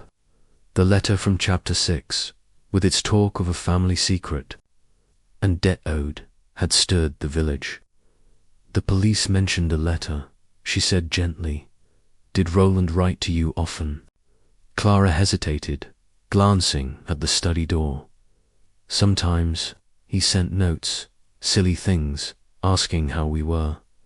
I didn't keep them. Her voice was too quick, like the girl years ago who lied about her brother's letters. Miss Marple's eyes softened. He was your cousin, you said. Did he ever ask for help after prison? Clara's face paled. He asked for money once or twice. Family, you know. Henry didn't like it, but I thought it was harmless. Miss Marple filed it away. Harmless, or blackmail, like the letter suggested. She thought of chapter 6, when Mrs. Bantry said Roland asked Clara for money. People lied to hide shame, like the shopkeeper who paid off a bully to keep quiet. And Mr. Ashford, she asked, is he coping? Clara's eyes flicked to the study door again. He's upset, keeps to himself, working in there. She pointed to the door. He doesn't like talking about Roland. Miss Marple nodded, her eyes on the study door, locked, like the cabinet in chapter 4. She thought of Mr. Grayson years ago, hiding debts in a locked desk. It's a fine room, she said, changing the subject. Do you spend much time here? Clara relaxed a little. I read here or write letters. It's quiet.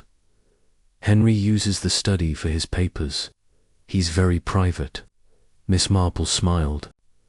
Private, like the time Mrs. Norton's husband locked away his secrets. Before she could ask more, the study door opened and Mr. Ashford stepped out. His suit was crisp, but his face was pale, his eyes hard. Miss Marple, he said, his voice cold. Why are you here again? Just a visit, she said, holding up the jam. To cheer Mrs. Ashford. Mr. Ashford's jaw tightened. We don't need cheering. This is a bad time. Clara stood, her voice soft. Henry, she's being kind. Let's have some tea. He hesitated, then nodded and left the room. Miss Marple watched him go, her mind clicking. His temper was sharp, like in chapter 7, when he snapped at Craddock. Was he hiding something in that study? The maid brought tea, and Miss Marple sipped, watching Clara. The garden must be lovely, she said. I hear you were digging there before the trouble. Clara's cup rattled. Digging, oh, just planting bulbs, nothing special. Her smile was too bright, like in chapter 2 at the tea party. Miss Marple nodded, filing it away.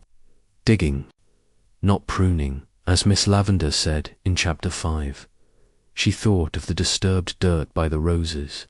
Noticed in chapter 3, was Clara hiding something, like the necklace buried in that old case? After tea, Miss Marple excused herself and stepped into the garden. The police tape was gone, but the rosebed looked sad, the grass still trampled. She saw Tom, the groundskeeper, raking leaves near the hedge. He was a wiry man, with a cap pulled low and dirt on his hands. Good morning, Tom, she said, her voice gentle. A sad business, finding Mr. Roland. Tom stopped raking, his eyes wary. I, Miss Marple, never seen anything like it. Him lying there, blood all over, gave me a fright. Miss Marple nodded. Lily says you saw someone in the garden that night. a shadowy figure. Tom glanced at the manor, lowering his voice. I did. Late, maybe 10. Someone by the hedge, moving quiet. Couldn't see who too dark, but they went through that gate to the woods. He pointed to the small gate, noticed in chapter 3, Miss Marple's eyes sharpened. A man, a woman. Tom shrugged. Hard to say. Not big, though. Could have been anyone. Miss Marple thanked him and walked to the gate. It was wooden, half hidden by ivy, leading to a path in the woods. Easy to slip through, like the back path in the vicarage case years ago, she thought. Of Miss Lavender's voices, Clara's digging, the burned letter. A shadowy figure was another thread, waiting to be pulled. She headed to the tea shop, where Mrs. Dane was serving scones. Miss Marple, she said, waving her over. Heard about Tom's story, a figure in the garden. And Clara's been so jumpy, I saw her at the shop, looking like she hadn't slept. Miss Marple sipped tea, listening. What about Mr. Ashford? She asked. Mrs. Dane leaned close. He's been in that study, day and night. Mrs. Price says he got a letter last week, before Roland came. Burned it in his fireplace, she heard. Miss Marple's eyes twinkled. Another burned letter. Like the one by Roland's body in chapter 6. She thought of the blackmail case years ago, when letters were burned to hide shame. And Dr. Haydock, she asked, remembering his odd alibi in chapter 7. Mrs. Dane frowned, quiet as a mouse. I saw him at the church, talking to Mrs. Clement. Looked worried, kept glancing at the manor. Miss Marple nodded, filing it away. Dr. Haydock's worry, Clara's nerves, Mr. Ashford's study, Tom's shadowy figure, they were all stitches in her scarf, loose but forming a pattern. She thought of the half-burned letter, the family secret and debt owed. Blackmail was at the heart of this, she was sure, like the man who bullied the baker until he snapped. Back at her cottage, Lily was waiting. What did you find? Out, she asked. Pouring tea, Miss Marple sat, her knitting in her lap. Clara's hiding something, Lily. She says she was planting, not digging. Mr. Ashford's locked in his study, maybe burning letters. And Tom saw a figure in the garden, slipping through the gate. Lily gasped. You think it's the killer? Miss Marple smiled. I don't think yet. I watch and I listen. She picked up her needles, the scarf almost done. The pattern was clear, but some stitches were loose. Roland's murder was tied to Secret Clara's cousin, Mr. Ashford's study, a shadowy figure. Someone had pulled a thread, and Miss Marple would find it, stitch by stitch. Chapter 9. The Blackmail Theory. The afternoon sun hung low over St. Mary Mead, casting long shadows across the village's stone cottages and quiet lanes. The air was warm, filled with the sweet smell of flowers, but the village buzzed with nervous chatter. Mr. Roland's murder in Meadowview Manor's garden was still the talk of every shop and gate, and new whispers about a burned letter and a shadowy figure kept the mystery alive. Miss Jane Marple sat in her cosy cottage, her knitting needles clicking as she finished her grey scarf. Her grey dress was neat, her white hair tucked under a laced cap, and her blue eyes were sharp, weaving the village's gossip into a pattern, like stitches in her knitting. Lily, her maid, rushed in, her apron flapping. Miss Marple, she said, her voice high with excitement. Mrs. Bantry says Sir Henry Clithering's in town, staying at Gossington Hall. He's a big policeman from London, isn't he? Mrs. Price heard he knows something about Roland, something bad. Miss Marple's needles stopped, her mind clicking like a clock. Sir Henry Clithering, a retired Scotland Yard commissioner, an old friend, was sharp as a tack.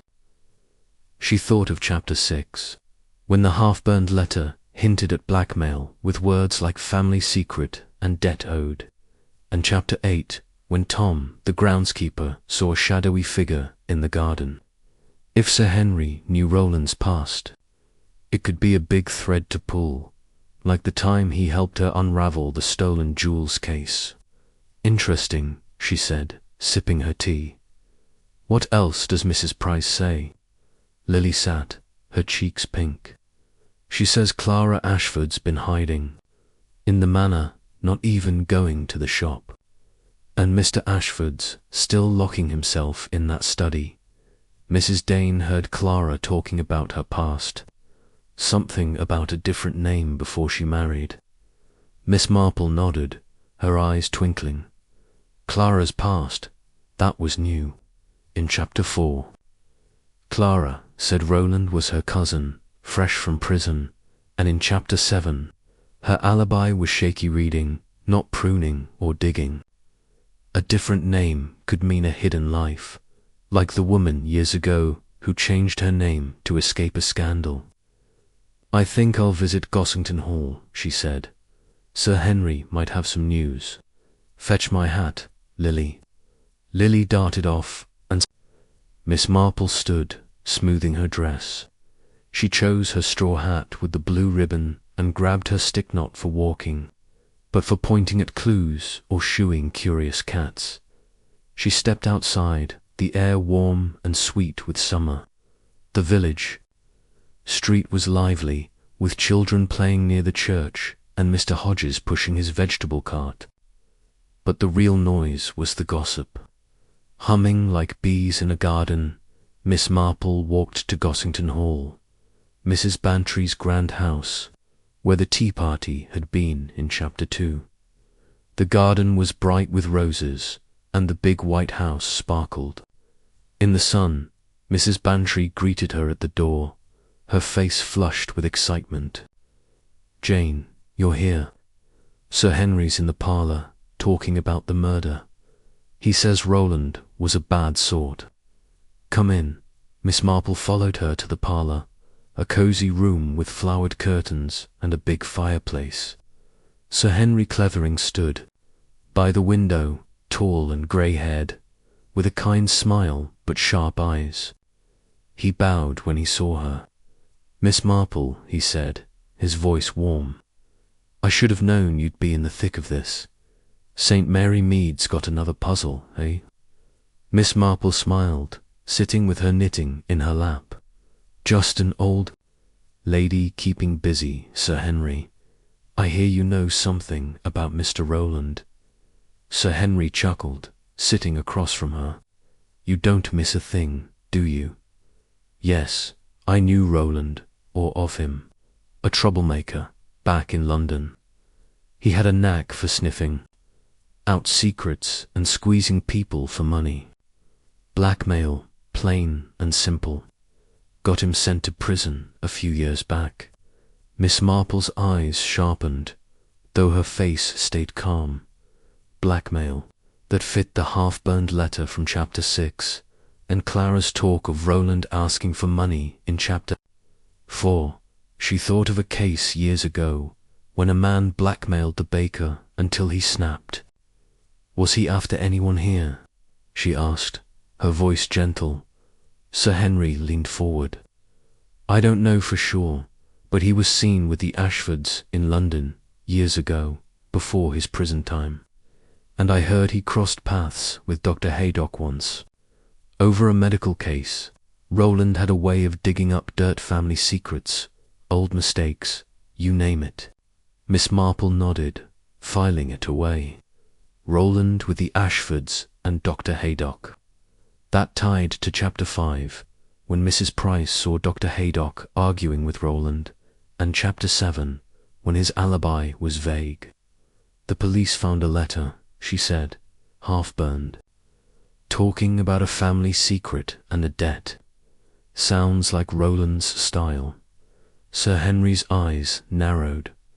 "Does it, now?" That's his game, all right. Someone in St. Mary Mead had a secret he wanted to cash in on, and someone stopped him with a letter opener. Mrs. Bantry gasped, her hands fluttering. You think it's the Ashfords. Clara's so sweet, but she's been so nervous. And Mr. Ashford's always in that study, locking doors. Miss Marple. Needles would have clicked if she'd had them. The locked study, mentioned in chapters 4, 7, and 8, was a loose thread. She thought of Mr. Grayson's locked desk, hiding debts years ago. Thank you, Sir Henry, she said. You've been very helpful. She left Gossington Hall and headed to Mrs. Dane's tea shop, where the gossip was thick. Mrs. Dane was wiping tables, her eyes bright. Miss Marple heard about Sir Henry. He says Roland was a crook. And I heard Clara talking to Mrs. Clement yesterday about her life before St. Mary Mead. Said she used to be Clara Weston, not Ashford. Changed her name when she married.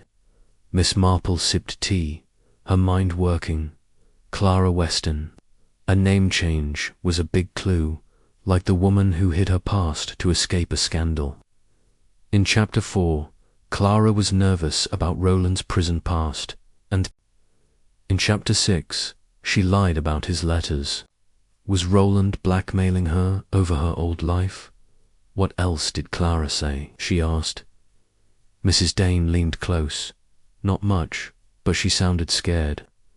Said she left London to start fresh. And Dr. Haydock's been avoiding people. Mrs. Price saw him burning papers in his garden last night. Miss Marple's eyes twinkled. Burning papers, like the half-burned letter in chapter 6, or the letter Mr. Ashford burned in chapter 8. She thought of a case years ago when a man burned letters to hide his shame. And Mr. Ashford, she asked. Mrs. Dane shrugged. Still locked in that study. Mrs. Price says he got a package yesterday, looked angry about it. Miss Marple nodded, filing it away. A package that was new, like the time a strange parcel, led to the vicar's nephew's theft. She thought of chapter 8, when Tom saw a shadowy figure in the garden, and chapter 7, with Clara's shaky alibi. Blackmail was the key, she was sure, tying Roland to Clara's past, Dr. Haydock's argument, and Mr. Ashford's secrets. She walked to the church, where Mrs. Clement was arranging hymnals. Jane, she called. This murder's got everyone on edge. I heard about Sir Henry's news. Roland was a bad one, wasn't he? Miss Marple nodded. It seemed so. Did Clara mention her past to you? Mrs. Clement frowned. A little. She said she was Clara Weston in London, had a tough time before meeting Mr. Ashford. Sounded like she wanted to forget it. Miss Marple's mind clicked. A tough time. That fits Sir Henry's story of Roland knowing the Ashfords in London. She thought of the half-burned letter, the family secret. Was Clara's past the secret Roland died for? Back at her cottage, Lily was waiting. What did you find out? She asked. Pouring tea. Miss Marple sat, her knitting in her lap. Roland was a blackmailer, Lily. He knew secrets about Clara's past, maybe Dr. Haydock's too. Clara was. Clara Weston once, and Mr. Ashford's hiding something in that study. Lily gasped. You think they killed him to keep quiet? Miss Marple smiled. I don't think yet. I watch and I listen. She picked up her needles. The scarf done now, its pattern clear. But some stitches were loose. Clara's past, Dr. Haydock's papers, the shadowy figure. Roland's murder was about blackmail, and someone had pulled a deadly thread. Miss Marple would find it, stitch by stitch. Chapter 10. A second tragedy. The morning sun rose over St. Mary Mead. Its light, soft and pale, casting a gentle glow on the village's stone cottages and quiet lanes. The air was cool, smelling of dew and fresh grass, but a heavy feeling hung over the village. Mr. Rowland's murder in Meadowview Manor's garden had shaken everyone, and the whispers of blackmail, a burned letter, and a shadowy figure kept the mystery alive. Miss Jane Marple sat in her cosy cottage, her knitting needles clicking as she started a new project, blue shawl to replace her finished grey scarf. Her grey dress was neat, her white hair tucked under a lace cap, and her blue eyes were sharp, piecing together the village's gossip like threads in a pattern. Lily, her maid, burst through the door, her apron flapping, her face pale with shock. "Miss Marple," she cried, her voice high. "It's awful. Miss Lavender's been hurt. They found her unconscious in her garden this morning, near her fence by the manor. Mrs. Price says she fell, and there was a note by her about seeing too much." Miss Marple's needles stopped, her mind clicking like a clock. Miss Lavender hurt. She thought of Chapter 9, when Mrs. Dane mentioned Clara's past as Clara Weston, and Sir Henry Clithering revealed Rowland's history of blackmail. Miss Lavender, in Chapter 8, had seen lights and heard voices in the manor's garden the night Rowland died. A note about seeing too much was a new thread, like the time a maid was pushed after overhearing a secret at the vicarage. "Is she all right?" Miss Marple asked, her voice calm but her eyes sharp. Lily nodded, catching her breath. "She's at Dr. Haydock's clinic, awake but groggy. Mrs. Dane says the police are there, and the note's got everyone talking. They think someone pushed her to keep her quiet." Miss Marple sipped her tea, her mind racing. Pushed. That fit the blackmail theory from Chapter 9, with Rowland's burned letter about a family secret and debt owed. Miss Lavender's sharp eyes, mentioned in Chapter 5, had caught Clara digging and voices in the garden. Had she seen the killer? "Interesting," she said. "What does the note say, Lily?" Lily's eyes widened. Mrs. Price heard it from the constable. It said, "I saw too much," written in a shaky hand. They found it in her pocket, crumpled up. Miss Marple nodded, filing it away. A shaky note, like the anonymous letters in a case years ago that pointed to a hidden crime. "I think I'll visit Dr. Haydock's clinic," she said, "and perhaps the manor again. Fetch my hat, Lily." Lily darted off, and Miss Marple stood, smoothing her dress. She chose her straw hat with the blue ribbon and grabbed her stick knot for walking, but for pointing at clues or shooing curious dogs. She stepped outside, the air crisp and sweet.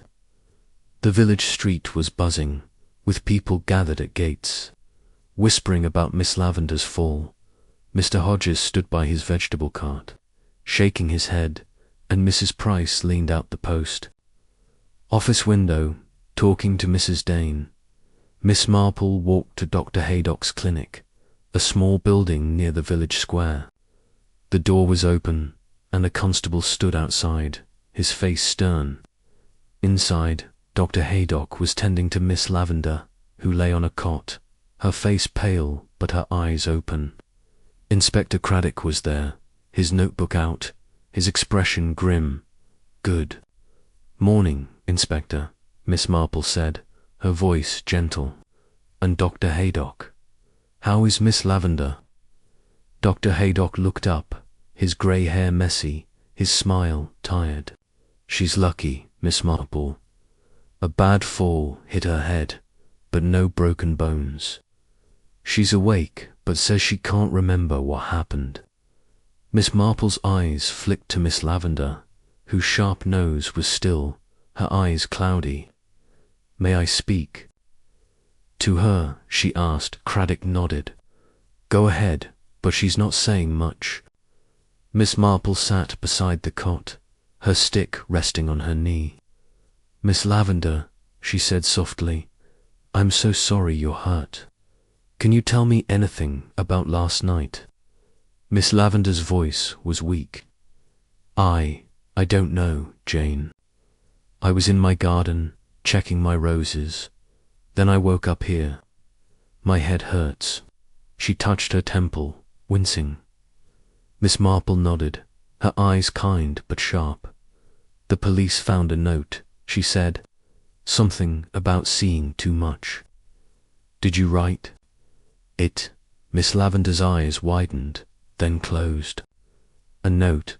I don't remember. Maybe I saw something. By the manor. But it's all fuzzy. Miss Marple patted her hand, filing it away. Amnesia or fear. She thought of chapter 7, when Miss Lavender heard voices in the manor's garden, and chapter 8, when she saw Clara digging. A note saying, I saw too much, sounded like someone wanted her silent, like the maid pushed in that old case. Rest now, she said. You'll feel better soon. Outside, Craddock showed her the note, a crumpled scrap in a plastic bag. The writing was shaky, in pencil. I saw too much. Found in her pocket, he said. No fingerprints but hers. Could be she wrote it before she fell or someone put it there. Miss Marple's mind clicked. A planted note. That was like the anonymous letters in the vicarage case, meant to confuse. Any signs she was pushed? She asked. Craddock frowned. No clear marks, but the ground was soft, and there's a bruise on her arm, like someone grabbed her. We're checking the garden now. Miss Marple nodded, her eyes on the note. It was a thread, like the half-burned letter from chapter 6. She thought of Roland's blackmail, Clara's past as Clara Weston from chapter 9, and Dr. Haydock's argument with Roland in chapter 5. Had Miss Lavender seen the killer in the garden, like Tom's shadowy figure in chapter 8? She walked to Meadowview Manor, her stick tapping the path. The manor's stone walls loomed, ivy climbing to the tall windows. The garden was quiet, the rosebed where Roland died now bare of police tape. She knocked, and the maid let her in, looking nervous. Mrs. Ashford's in the drawing room, she said. But she's upset about Miss Lavender. Clara Ashford sat on the velvet sofa, her blue dress crumpled, her golden hair loose. Her eyes were red, her hands twisting a handkerchief. Miss Marple, she said, her voice shaky. You heard about Miss Lavender. It's terrible, after Roland. Miss Marple sat, setting her stick by the chair. Yes, terrible, she said gently. The note said she saw too much. Did she ever mention seeing anything by your garden? Clara's face paled. No, I mean, she's always watching. Lives next door, you know. But I don't know what she saw. Her voice was too quick. Like in chapter 8, when she lied about digging. Miss Marple's eyes flicked to the locked cabinet in the corner. Noticed in chapter 4, and the study door, shut tight. It must be hard, she said. With Roland's death, and now this. Did he ever mention Miss Lavender? Clara shook her head. No, never. He just talked about family things. Old times. She glanced at the study door, her hands trembling. Miss Marple nodded, filing it away. Family things, that fit the family secret in the burned letter. She thought of chapter 9, when Sir Henry said Roland blackmailed people, and Clara's past as Clara Weston. Was Miss Lavender pushed to keep a secret quiet? Is Mr. Ashford home? She asked. Clara hesitated. He's in his study. He's not himself. This has been so hard. Miss Marple smiled, standing. I won't keep you, if you need a friend. My cottage is down the lane. She left the manor and walked to the tea shop where Mrs. Dane was serving scones. Miss Marple, she said, waving her over. Heard about Miss Lavender? That note's got everyone scared. Mrs. Price says she saw Dr. Haydock near her cottage last night, looking sneaky. Miss Marple sipped tea, her mind working. Dr. Haydock again. In Chapter 9, he was burning papers, and in Chapter 7, his alibi was vague. What time was this? She asked. Mrs. Dane leaned close. After dark, maybe 9. Mrs. Price was closing the post office. Said he was by Miss Lavender's fence. Looking around, Miss Marple nodded, filing it away. Dr. Haydock near the cottage, the night of the fall. She thought of his argument with Roland in Chapter 5, and Sir Henry's mention of a medical case in Chapter 9. Was he tied to the note, like the doctor's assistant who hid a mistake years ago? She visited Mrs. Bantry at Gossington Hall, where the roses were still bright. Jane, Mrs. Bantry said, her hands fluttering. This is dreadful. Miss Lavender pushed a note saying she saw too much. I heard Clara's been crying again, and Mr. Ashford's locked in that study. Miss Marple nodded, the notes troubling. Did Clara mention anything about Roland recently? Mrs. Bantry frowned. Just that he was trouble, always asking. For money, she said. He knew things about her past before she was Mrs. Ashford. Miss Marple's eyes twinkled. That matched Chapter 9's revelation about Clara Weston. She thought of the burned letter, Miss Lavender's voices, Tom's shadowy figure. Someone had silenced Miss Lavender, just like Roland. Blackmail was the key, she was sure. Back at her cottage, Lily was waiting. What did you find out? She asked, pouring tea. Miss Marple sat, her knitting in her lap. Miss Lavender saw something, Lily, maybe the killer. The note says she saw too much, and someone pushed her to keep her quiet. Roland was blackmailing someone, Clara, Dr. Haydock, maybe Mr. Ashford. Lily gasped. You think they're all in it? Miss Marple smiled. I don't think yet. I watch and I listen. She picked up her needles, the blue shawl taking shape. The pattern was forming, but some stitches were loose. Clara's past. Dr. Haydock's papers, Miss Lavender's note. Someone had pulled a deadly thread, and Miss Marple would find it, stitch by stitch. Chapter 11. Unravelling Motives. The afternoon sun hung low over St. Mary Mead, casting a warm glow on the village's stone cottages and quiet lanes. The air was sweet with the scent of roses, but a nervous hum ran through the village, like a storm brewing under a clear sky. Mr. Roland's murder in Meadowview Manor's garden and Miss Lavender's strange fall had everyone on edge, whispering about notes, blackmail, and secrets. Miss Jane Marple sat in her cosy cottage, her knitting needles clicking as she worked. On a new blue shawl, her grey scarf neatly folded on the table. Her grey dress was tidy, her white hair tucked under a lace cap, and her blue eyes were sharp, weaving the villagers' gossip into a pattern, like stitches in her knitting. Lily, her maid, burst through the door, her apron twisted in her hands. Miss Marple, she said, her voice high with excitement. Miss Lavender's talking a bit now. She told Mrs. Dane she remembers seeing a man in the manor's garden before she fell, but not who. And Mrs. Price says the police are back at the manor asking about Clara's old letters. Miss Marple's needles slowed, her mind clicking like a clock. Miss Lavender's memory returning. She thought of Chapter 10, when Miss Lavender was found unconscious with a note saying, I saw too much, and Chapter 9, when Sir Henry Clethering revealed Roland's blackmailing past. A man in the garden. Tied to Tom's shadowy figure in Chapter 8 and the voices Miss Lavender heard in Chapter 7. Clara's letters were a new thread, like the burned letter in Chapter 6 that mentioned a family secret and debt owed. "Interesting," she said, sipping her tea. "What else does Mrs. Price say?" Lily sat, her cheeks pink. "She says Clara's been crying all day, and Mr. Ashford's so cross he shouted at the maid. Mrs. Dane heard Dr. Haydock tell the vicar he's worried about Clara.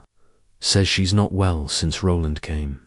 And there's talk about old letters Clara got before she was Mrs. Ashford." Miss Marple nodded, her eyes twinkling. Clara's letters, Dr. Haydock's worry, Miss Lavender's sighting, they were all threads, like loose stitches in her shawl. In Chapter 9, Clara's past as Clara Weston hinted at a hidden life, and in Chapter 4, she admitted Roland was her cousin, fresh from prison.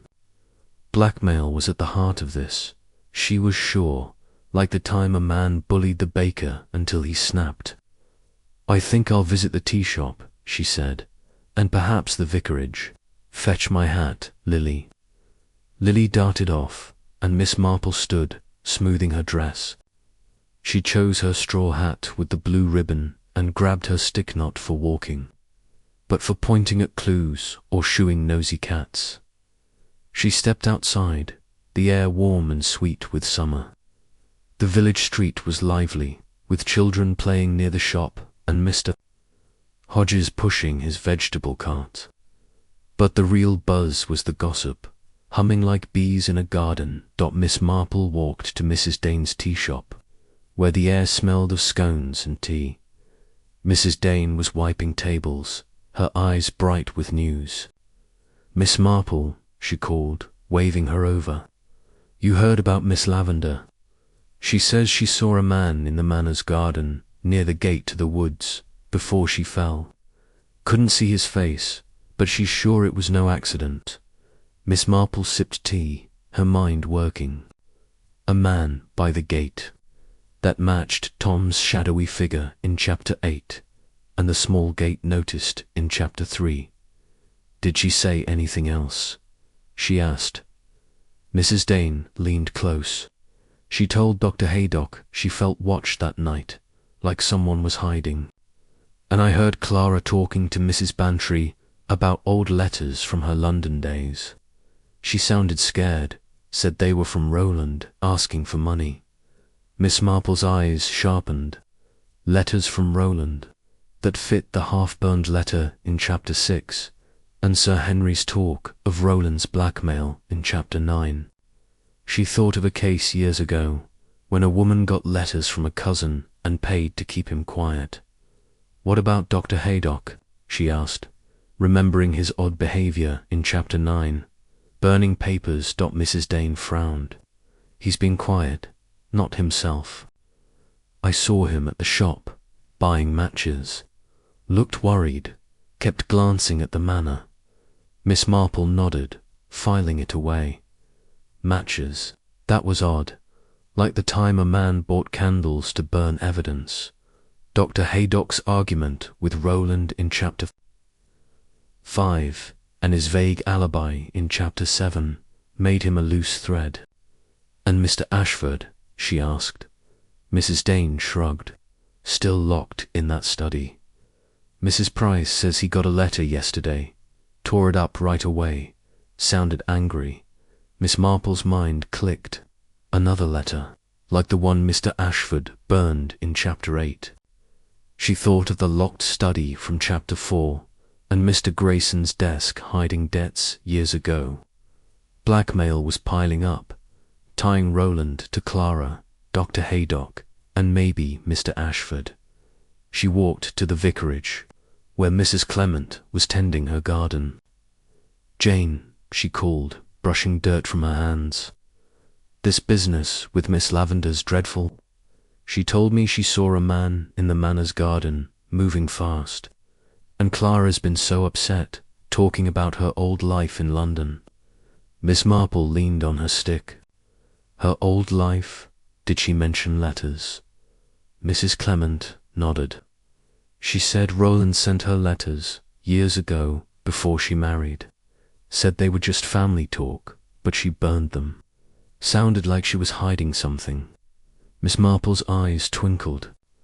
Burning letters, like Dr. Haydock's papers and Mr. Ashford's letter.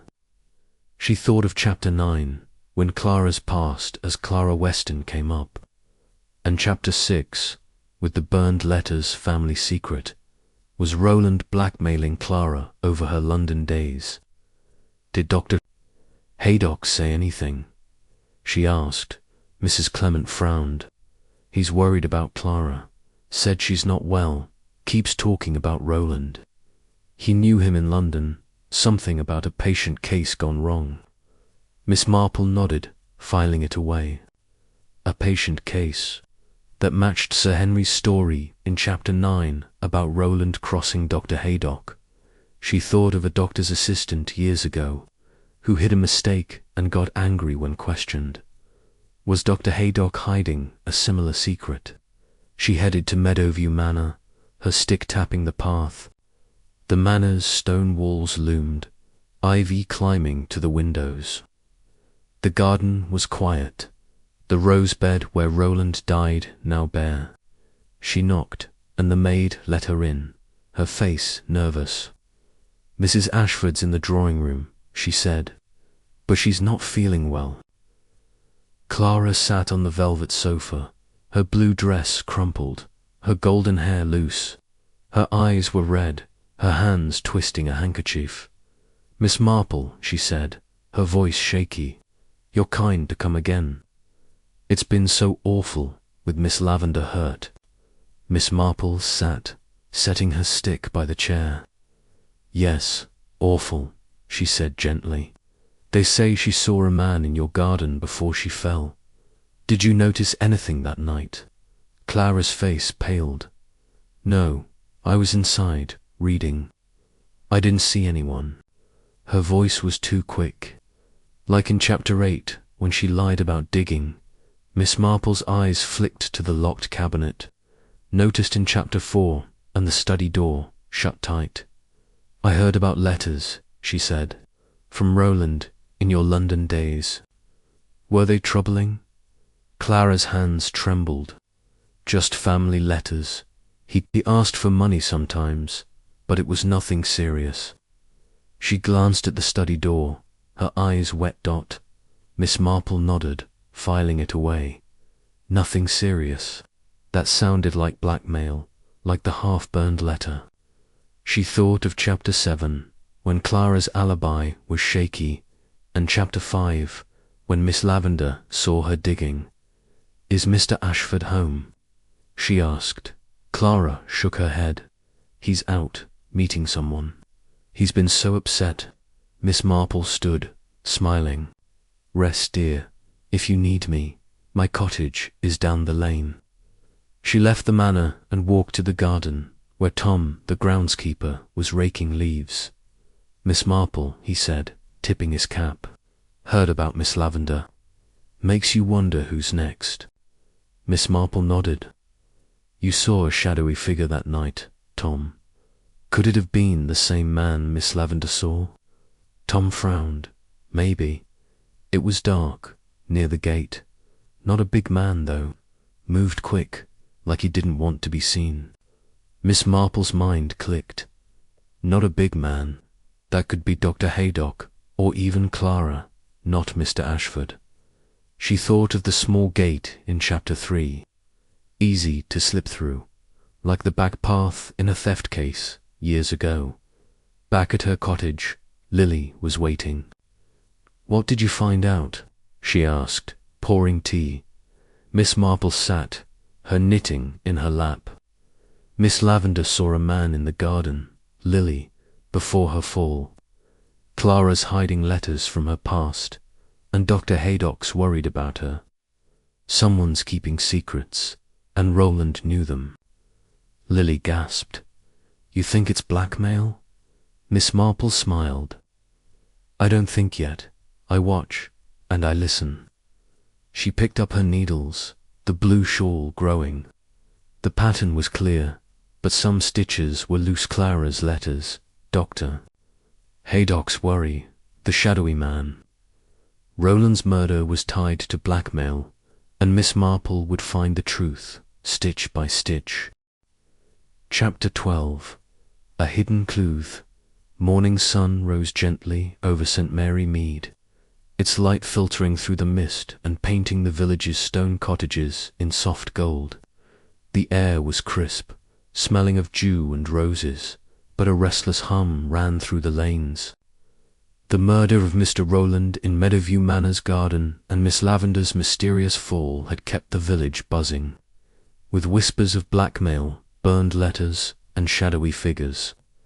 Miss Jane Marple sat in her cosy cottage, her knitting, needles clicking as she worked on her blue shawl, the grey scarf now folded neatly in a drawer. Her grey dress was tidy, her white hair tucked under a lace cap, and her blue eyes were sharp, weaving the village's gossip into a pattern like stitches in her knitting. Lily, her maid, burst through the door, her apron flapping, her face bright with news. "Miss Marple," she cried, her voice high. "Tom, the groundskeeper, found something in the manor's garden, near that gate to the woods. A locket, shiny and old, half buried in the dirt. Mrs. Price says it's got initials on it, and the police think it's a clue." Miss Marple's needles slowed, her mind clicking like a clock. A locket. She thought of Chapter 11, when Mrs. Clement mentioned Clara's past as Clara Weston, and Chapter 10, when Miss Lavendar saw a man in the garden before her fall. The gate to the woods, noticed in Chapter 8, was where Tom saw a shadowy figure. A locket could be a new thread, like the time a lost ring led to a stolen will in the vicarage case. "Interesting," she said, sipping her tea. "What do the initials say, Lily?" Lily sat, her cheeks pink. "Mrs. Price says it's C.W., maybe Clara Weston.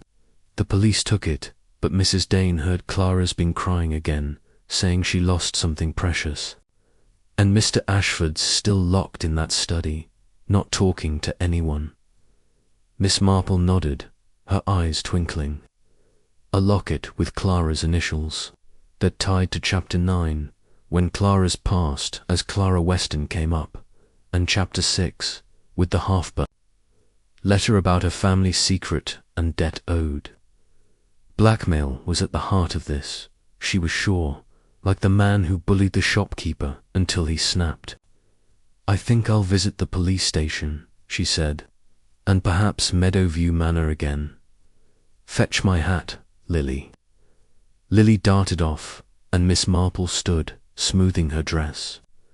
She chose her straw hat with the blue ribbon and grabbed her stick, for walking, but for pointing at clues or shooing nosy cats. She stepped outside, the air fresh and sweet with summer. The village street was lively, with children playing near the church and Mr. Hodges pushing his vegetable cart. But the real buzz was the gossip, humming like bees in a garden. Miss Marple walked to the police station, a small building near the village square. Inspector Craddock was outside, talking to a constable, his notebook open. He smiled when he saw her. "Miss Marple," he said, tipping his hat. "Come about the locket, I bet. You hear everything, don't you?" Miss Marple chuckled, her voice gentle. "Just an old lady keeping busy, Inspector. I heard about a locket with C.W. on it, found near the gate." Craddock nodded, his face serious. "Yes, half buried by the garden gate. Silver, old, with the initials C.W. engraved. We're checking if it's Clara Ashford's. She used to be Clara Weston, you know." Miss Marple's eyes sharpened, though her face stayed calm. Clara Weston. That matched Chapter 9's revelation and Mrs. Clement's story in Chapter 11 about Clara's London past. "May I see it?" she asked, her tone light. Craddock hesitated, then showed her a sketch of the locket, a small oval with a floral design and C.W. in curly letters. "We're holding the real one for evidence," he said. "No fingerprints, but it's odd it was buried. Could be someone dropped it or hid it." Miss Marple nodded, filing it away. "Hidden, like the necklace buried in a case years ago." She thought of Chapter 8, when Miss Lavender saw Clara digging near the roses, and Chapter 10, with the note saying "I saw too much." Was the locket Clara's, tied to Roland's blackmail? "Have you asked Mrs. Ashford about it?" She asked. Craddock sighed. "Not yet. She's been upset, and Mr. Ashford's not cooperating. We're also looking at Dr. Haydock. Mrs. Price saw him near Miss Lavender's cottage the night she fell." Miss Marple's mind clicked. Dr. Haydock again. In Chapter 10, Mrs. Dane said he was near the cottage, and in Chapter 9, he was burning papers. His argument with Roland in Chapter 5 made him a loose thread. "Any news on Miss Lavender?" she asked. Craddock frowned. "She's recovering, but her memory's spotty. Says she saw a man in the garden, not big, moving fast. Matches Tom's story of a shadowy figure." Miss Marple nodded, her eyes on the sketch. A locket, a shadowy figure, a note threads in her knitting, waiting to be pulled. She thought of Roland's blackmail, the burned letter, Clara's past. "Thank you, Inspector," she said. "You're doing fine work." She walked to Meadowview Manor, her stick tapping the path. The manor's stone walls loomed, ivy climbing to the windows. The garden was quiet, the rose bed where Roland died now bare. She knocked, and the maid let her in, her face nervous. "Mrs. Ashford's in the drawing room," she said, "but she's not well." Clara sat on the velvet sofa, her blue dress crumpled, her golden hair loose. Her eyes were red, her hands twisting a handkerchief. "Miss Marple," she said, her voice shaky, "you're kind to come again.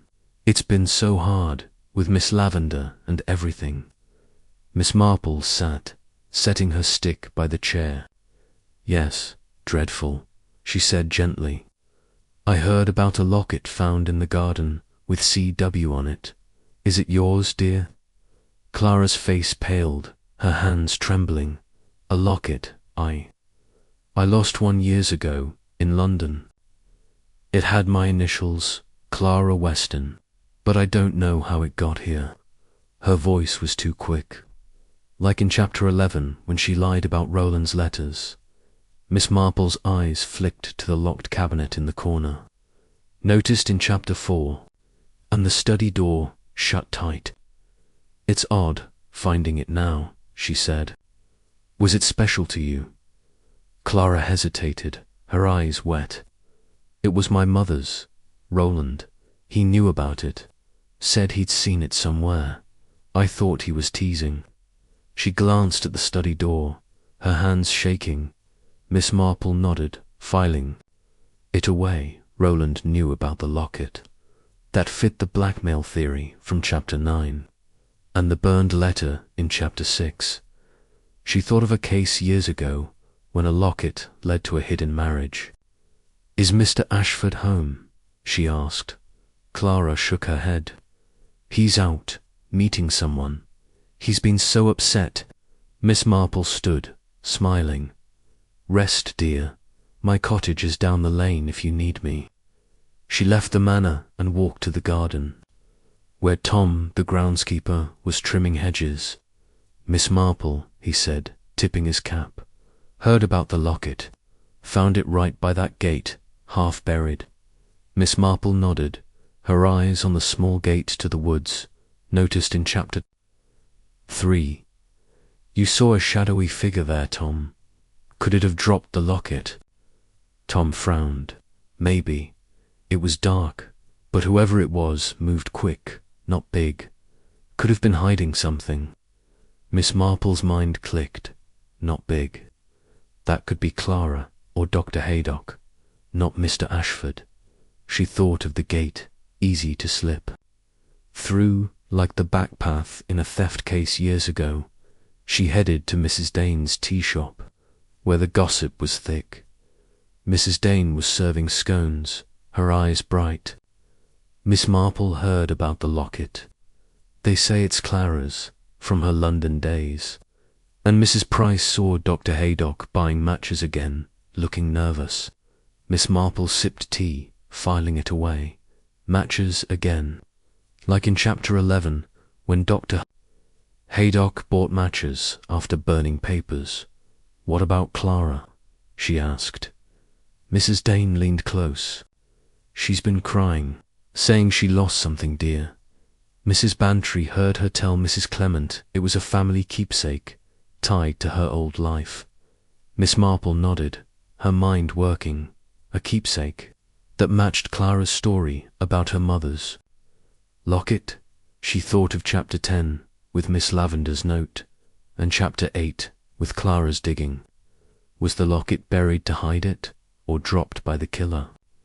She visited Mrs. Bantry at Gossington Hall, where the roses were fading. Jane, Mrs. Bantry said, her hands fluttering.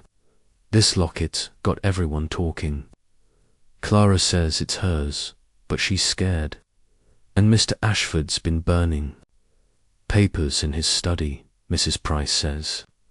Miss Marple's eyes twinkled. Burning papers, like Dr. Haydock in chapter 9. She thought of the half-burned letter, Roland's blackmail, Clara's past. Did Clara mention Roland in the locket? She asked. Mrs. Bantry nodded. She said he teased her about it years ago. Said he knew where it was. Miss Marple filed it away. Roland knew the locket's value. That was another thread, tying to the blackmail. She thought of Miss Lavendar's fall, the shadowy figure, the burned letter. Someone was hiding a secret, and the locket was the key. Back at her, Cottage Lily was waiting. What did you find out? She asked, pouring tea. Miss Marple sat, her knitting in her lap.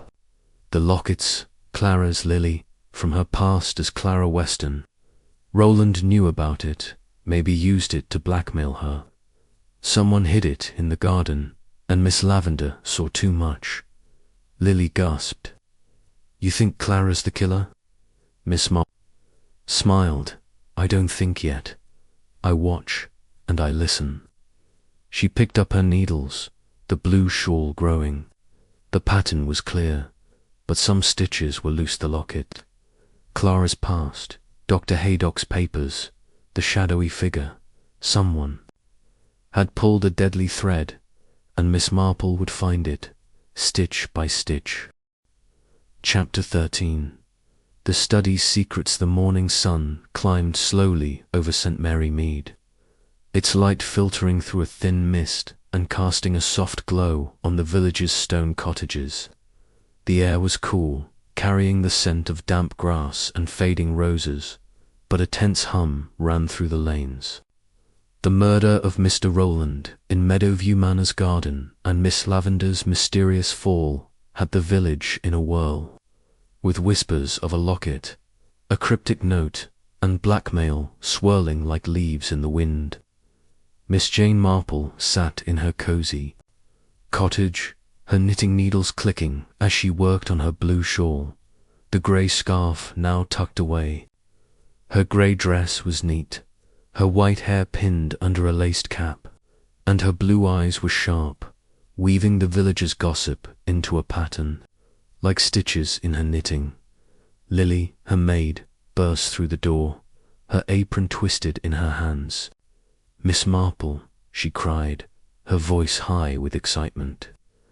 Mrs. Bantry says the police are back at the manor, searching Mr. Ashford's study. They think he's hiding something, maybe papers tied to Roland's murder. And Mrs. Price heard Clara crying about a letter she lost, not just the locket.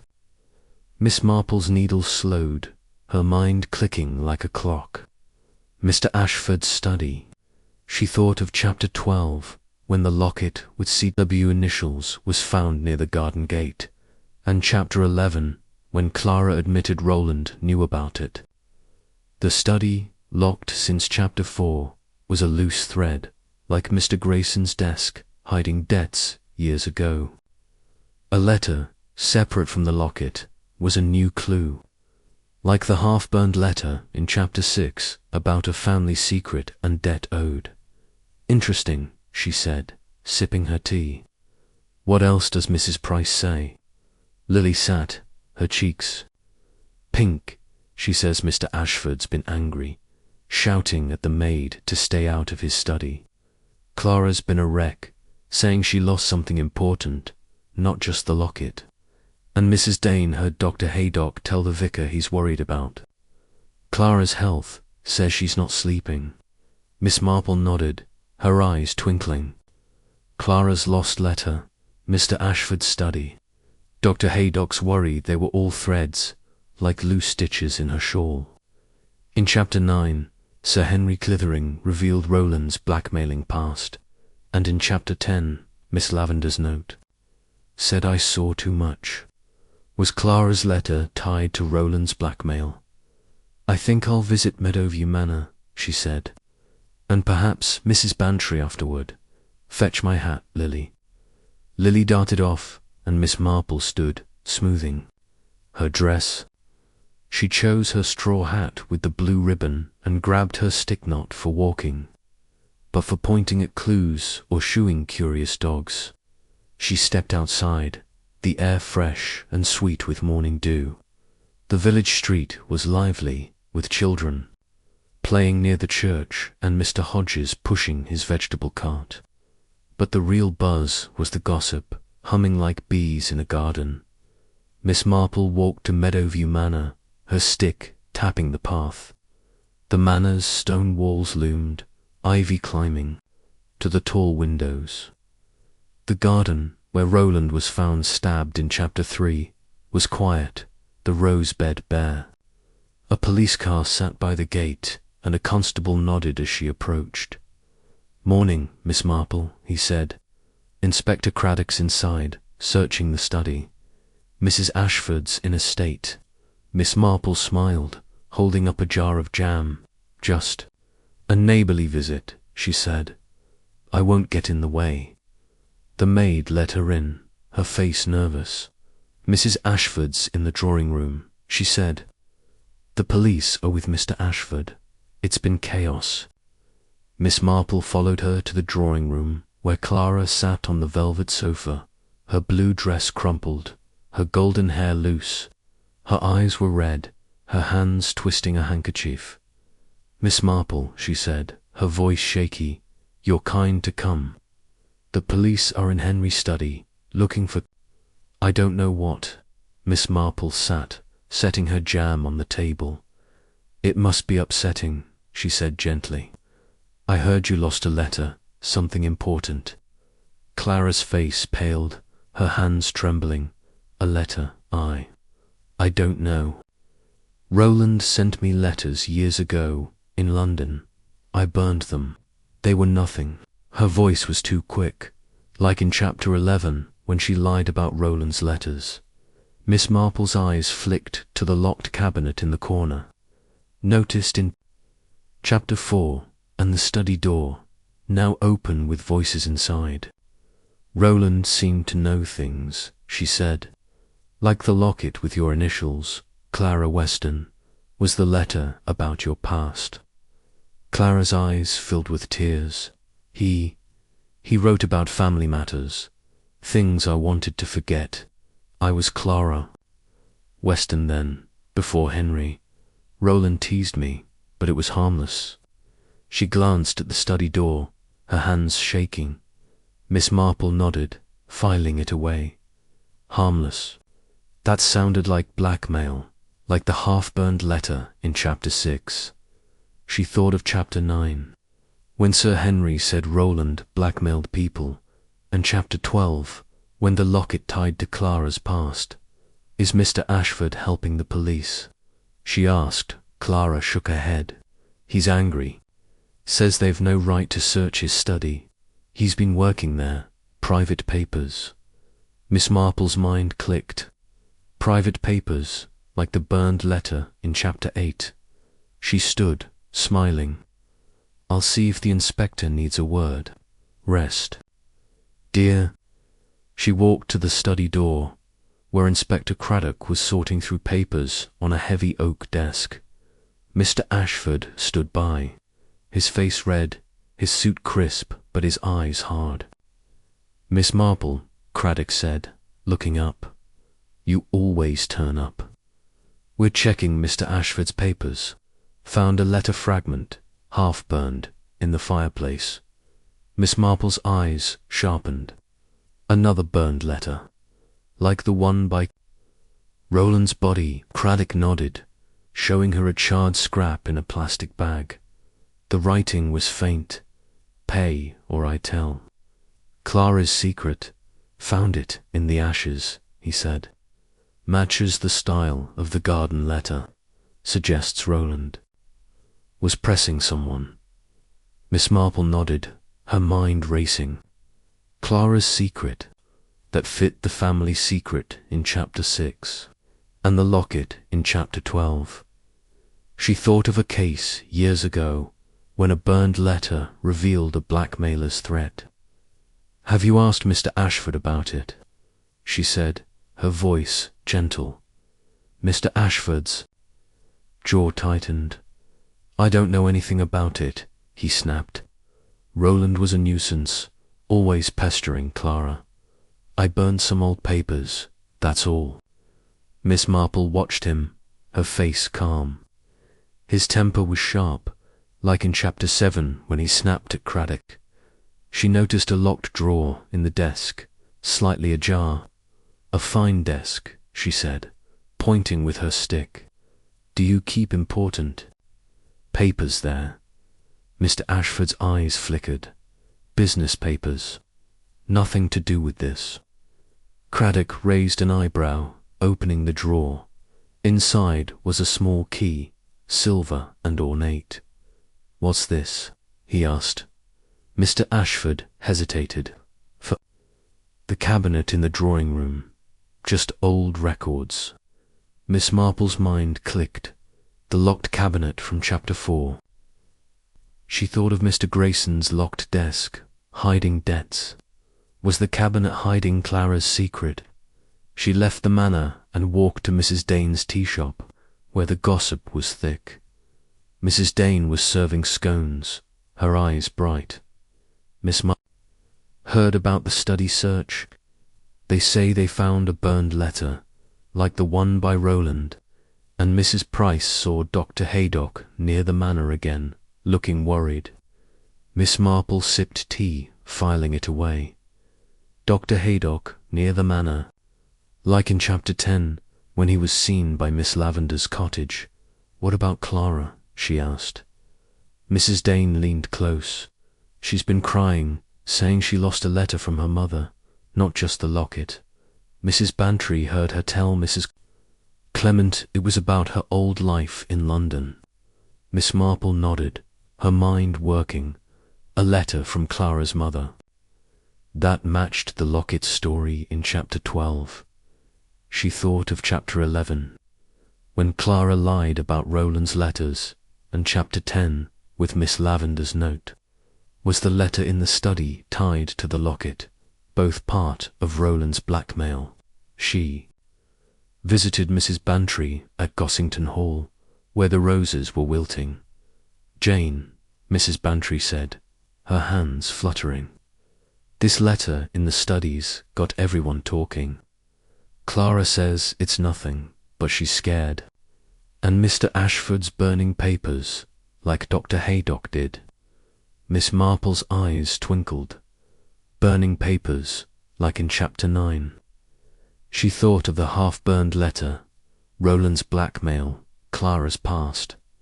Did Clara mention the letter's contents? She asked. Mrs. Bantry nodded. She said it was personal, from her mother, about her life as Clara Weston. Roland knew about it, teased her. Miss Marple filed it away. A personal letter, like the locket tied to Clara's past. She thought of Miss Lavender's fall, the shadowy figure, the burned letter. Someone was hiding a secret, and the study held the key. Back at her cottage, Lily was waiting. "What did you find out?" she asked. Pouring tea. Miss Marple sat, her knitting in her lap. The study had a burned letter, Lily, about Clara's secrets. The locket's hers, from her past as Clara Weston. Roland was blackmailing her, maybe others. Someone wanted him gone, and Miss Lavender saw too much. Lily gasped. "You think Clara did it?" Miss Marple smiled. "I don't think yet. I watch, and I listen." She picked up her needles, the blue shawl growing. The pattern was clear, but some stitches were loose. The letter, the locket, Dr. Haydock's worry, the shadowy figure. Someone had pulled a deadly thread, and Miss Marple would find it, stitch by stitch. Chapter 14. The confrontation. The afternoon sun bathed St. Mary Mead in a warm golden glow, its light spilling over the village's stone cottages and winding lanes. The air was soft, carrying the scent of late summer roses, but a nervous buzz hummed through the village like bees before a storm. The murder of Mr. Roland in Meadowview Manor's garden, Miss Lavender's fall, and the discovery of a locket and burned letter had set tongues wagging. Miss Jane Marple sat in her cosy cottage, her knitting needles clicking as she worked on her blue shawl, its pattern growing steadily. Her grey dress was neat, her white hair tucked under a lace cap, and her blue eyes were sharp, weaving the village's gossip into a tapestry, like stitches in her knitting. Lily, her maid, rushed in, her apron flapping, her face bright with news. "Miss Marple," she said, her voice high, "Mrs. Bantry's hosting a tea at Gossington Hall this afternoon, and everyone's invited Clara, Mr. Ashford, Dr. Haydock, even Miss Lavender. Mrs. Price says the police will be there, watching, because of that letter in the study. They think someone's lying." Miss Marple's needles slowed, her mind clicking like a clock. A tea gathering. She thought of Chapter 13, when the police found a burned letter fragment in Mr. Ashford's study, hinting at Clara's secret, and Chapter 12, with the locket marked CW. In Chapter 10, Miss Lavender's note said, "I saw too much," and in Chapter 9, Sir Henry Clethering confirmed Roland's blackmailing past. A gathering was a chance to watch faces, like the time she caught a thief at a church bazaar, by noting a nervous glance. "Interesting," she said, sipping her tea. "What else does Mrs. Price say?" Lily sat, her cheeks pink. "She says, Clara's been so jumpy she dropped a teacup at the shop, and Mr. Ashford's barely left the manor. Mrs. Dane heard Dr. Haydock tell.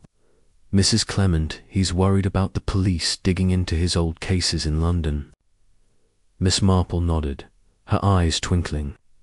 Clara's nerves, Mr. Ashford's secrecy, Dr. Haydock's worry, they were threads, like loose stitches in her shawl. In Chapter 11, Clara lied about Roland's letters, and in Chapter 9, Dr. Haydock was linked to a patient case with Roland. A tea gathering could unravel lies, like the village fete where a slip of the tongue revealed a liar. "I'll attend the tea," she said. "Fetch my hat, Lily."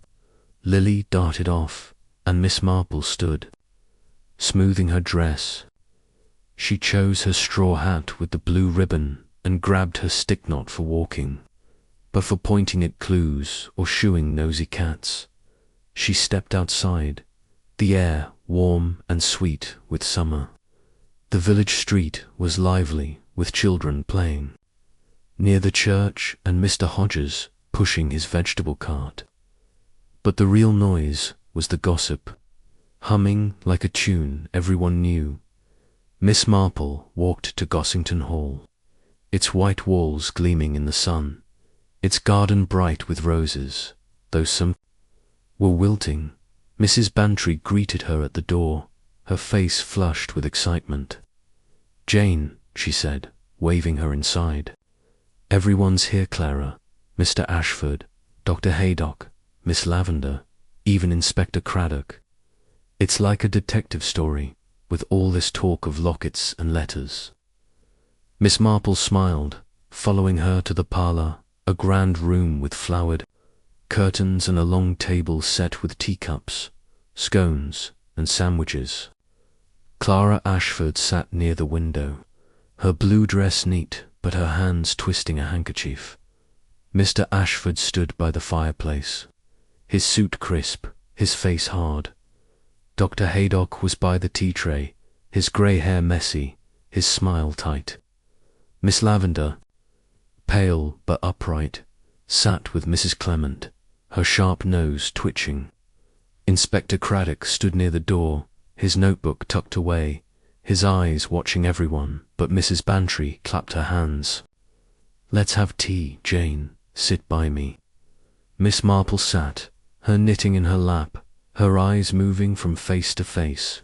She thought of Chapter 7, when Craddock questioned their alibis, and Chapter 8, when Tom saw a shadowy figure. A gathering like this could stir the pot, like the time a casual question at a tea party made a thief blush. She spoke first, her voice gentle. "Such a sad time, with Mr. Rowland's death and Miss Lavender's fall. I heard about the locket, Clara, with C.W. on it. Was it dear to you?" Clara's teacup rattled, her face pale. It was my mother's," she said, her voice shaky. "I lost it years ago, in London. I don't know how it got to the garden." Her eyes flicked to Mr. Ashford, who stared at the floor. Miss Marple nodded, filing it away. That matched Chapter 12, when Clara said Rowland knew about the locket. She thought of the burned letter in Chapter 6, with its family secret, and the letter in the study. "Mr. Ashford," she said, her tone light. "The police found a fragment, something about Clara's secret." Mr. Ashford's jaw tightened, his voice sharp. "Nonsense. I burned old papers, business stuff. Nothing to do with Rowland." He glanced at Clara, his eyes hard. Miss Marple's eyes twinkled. His temper was like Chapter 7, when he snapped at Craddock. She turned to Dr. Haydock. "You knew Rowland in London, didn't you? Something about a patient case." Dr. Haydock's cup paused, his smile fading. "Years ago," he said, his voice tight. "A minor thing, a mix-up with records. Rowland made a fuss, but it was nothing." He looked at Clara, then away. Miss Marple nodded, her mind clicking. A mix-up that matched Chapter 9, when Sir Henry mentioned a medical case. She thought of a doctor's assistant years ago, who hid a mistake and got angry when questioned. "Miss Lavender," she said, turning to her, "you saw a man in the garden before your fall. Did he look familiar?" Miss Lavender's nose twitched, her voice weak but sharp.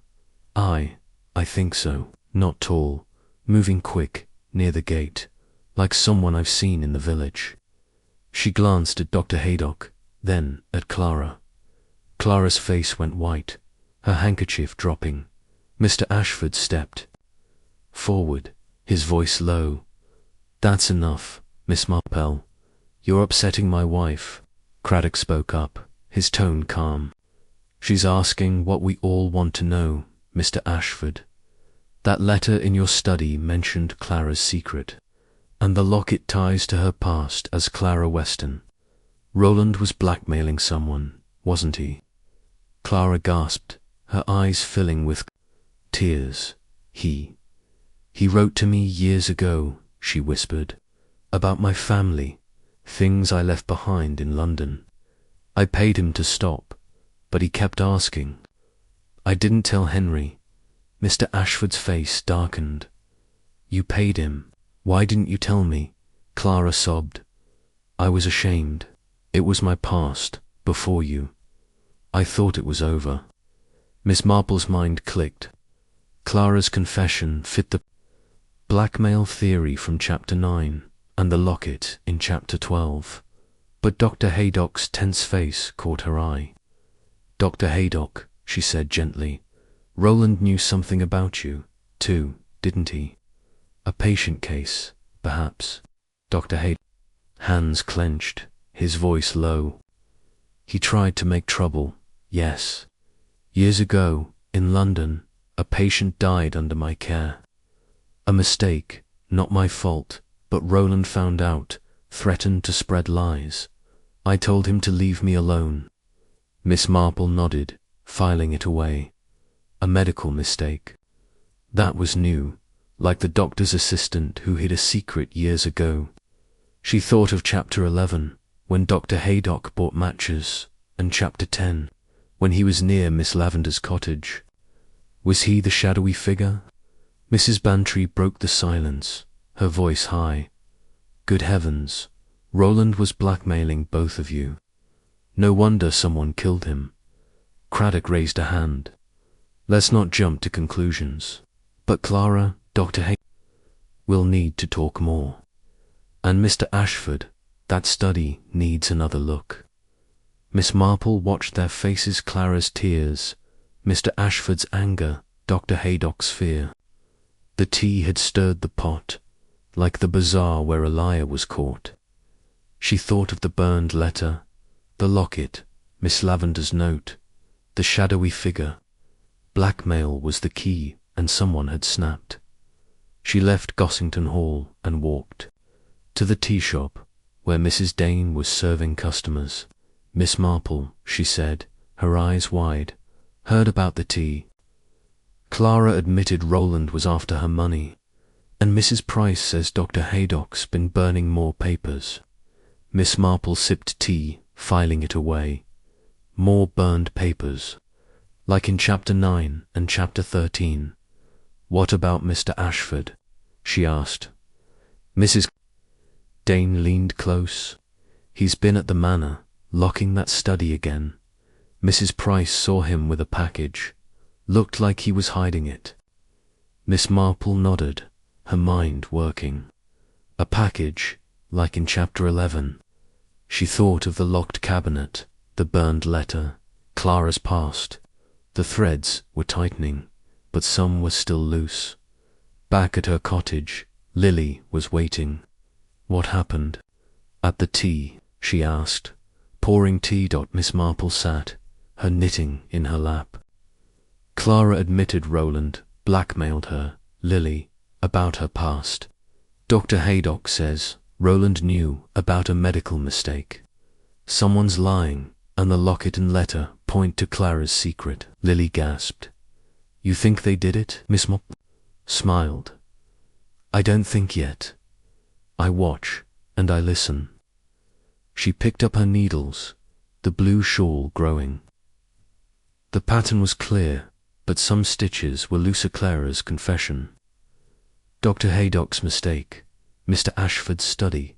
Someone had pulled a deadly thread, and Miss Marple would find it, stitch by stitch. Chapter 15. The final thread. The late afternoon sun cast a golden haze over St. Mary Mead, its light softening the village's stone cottages and winding lanes. The air was warm, scented with fading roses and fresh grass, but a quiet tension hung over the village, like the hush before a storm breaks. The murder of Mr. Roland in Meadowview Manor's garden, Miss Lavender's fall, and the whispers of blackmail, lockets and burned letters had kept everyone on edge. Miss Jane Marple sat in her cosy cottage, her knitting needle still, her blue shawl nearly finished and draped over a chair.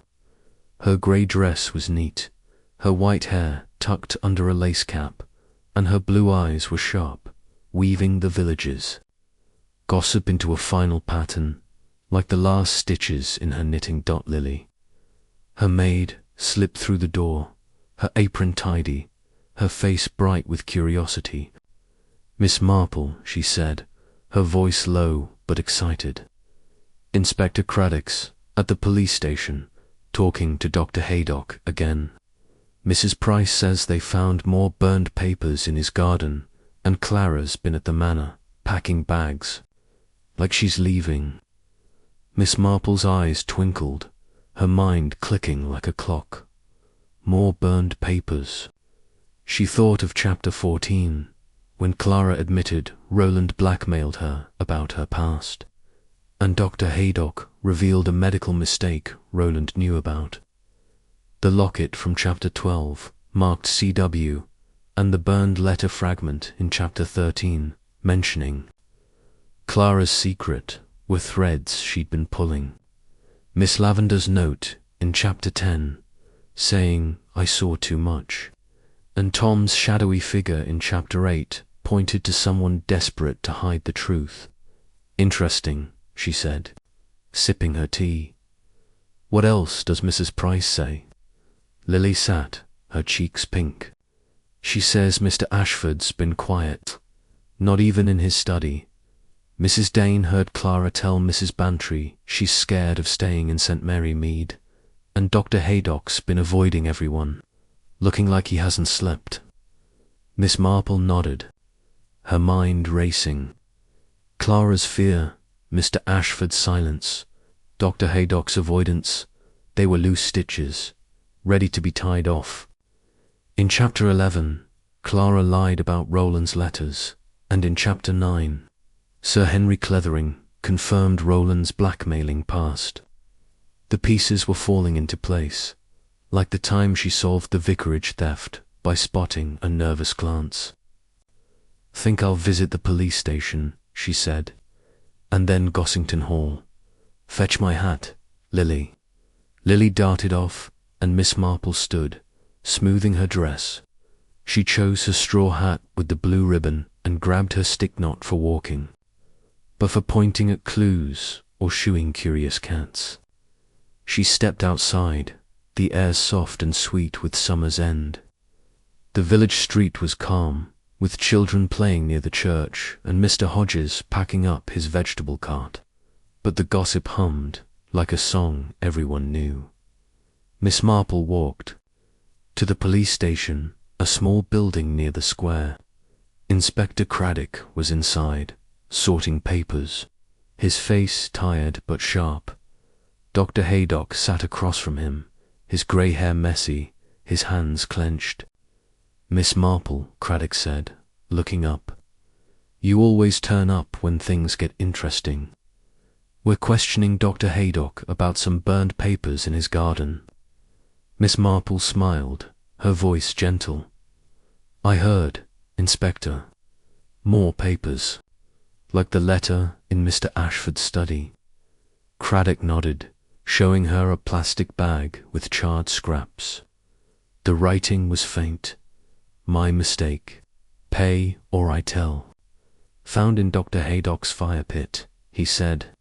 "Looks like Roland was after him, too."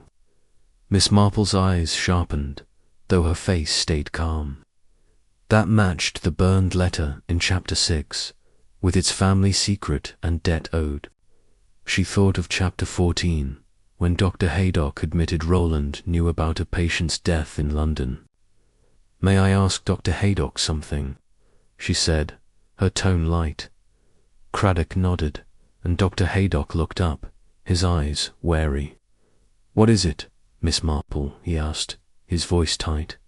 She leaned on her stick, her voice soft. "In London, you said, a patient died, a mistake not your fault. But Roland thought otherwise, didn't he? He threatened to tell, unless you paid."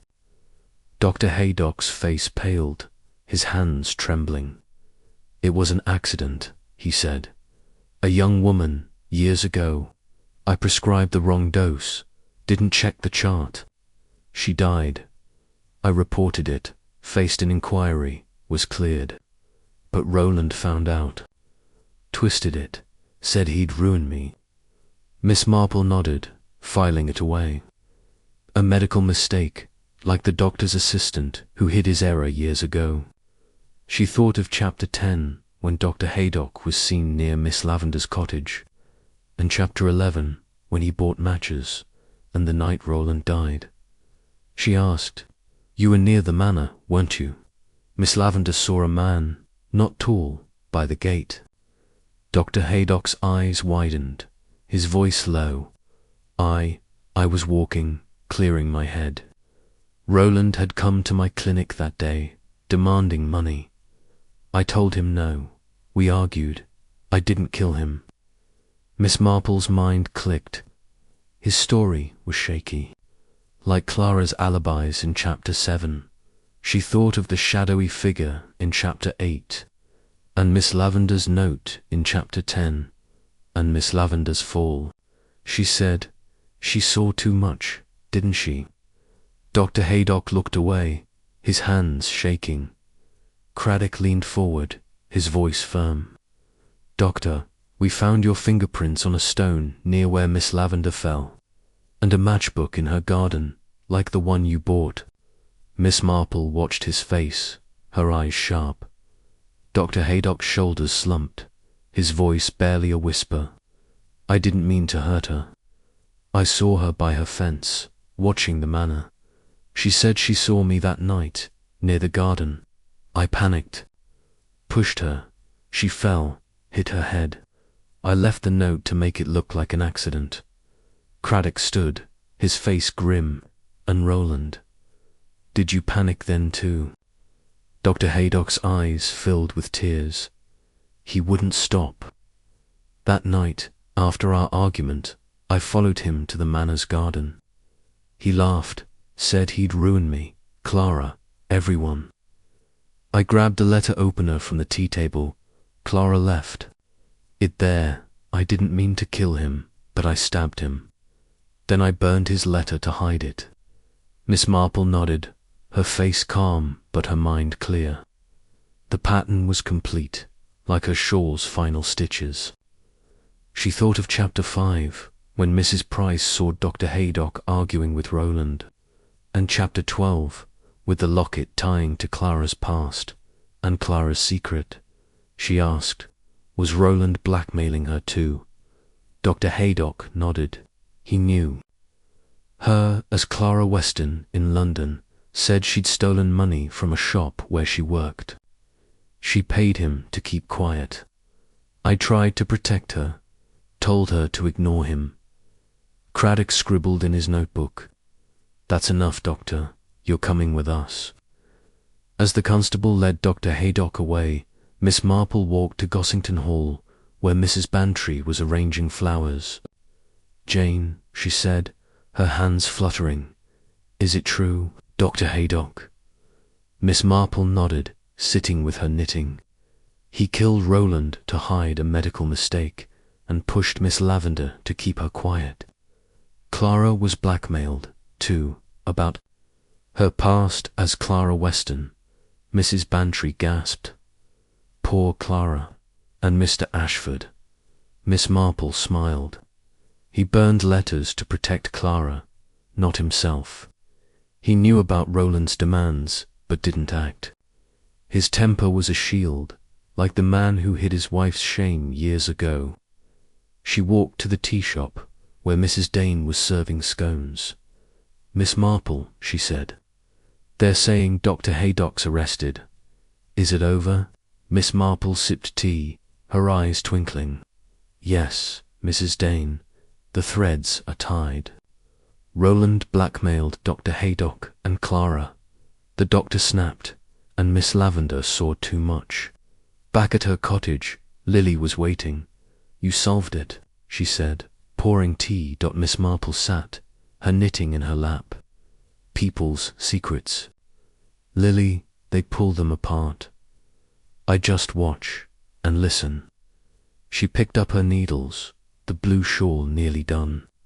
The pattern was complete, no loose stitches left. St. Mary Mead was quiet again, and Miss Marple smiled, her work done, stitch by stitch.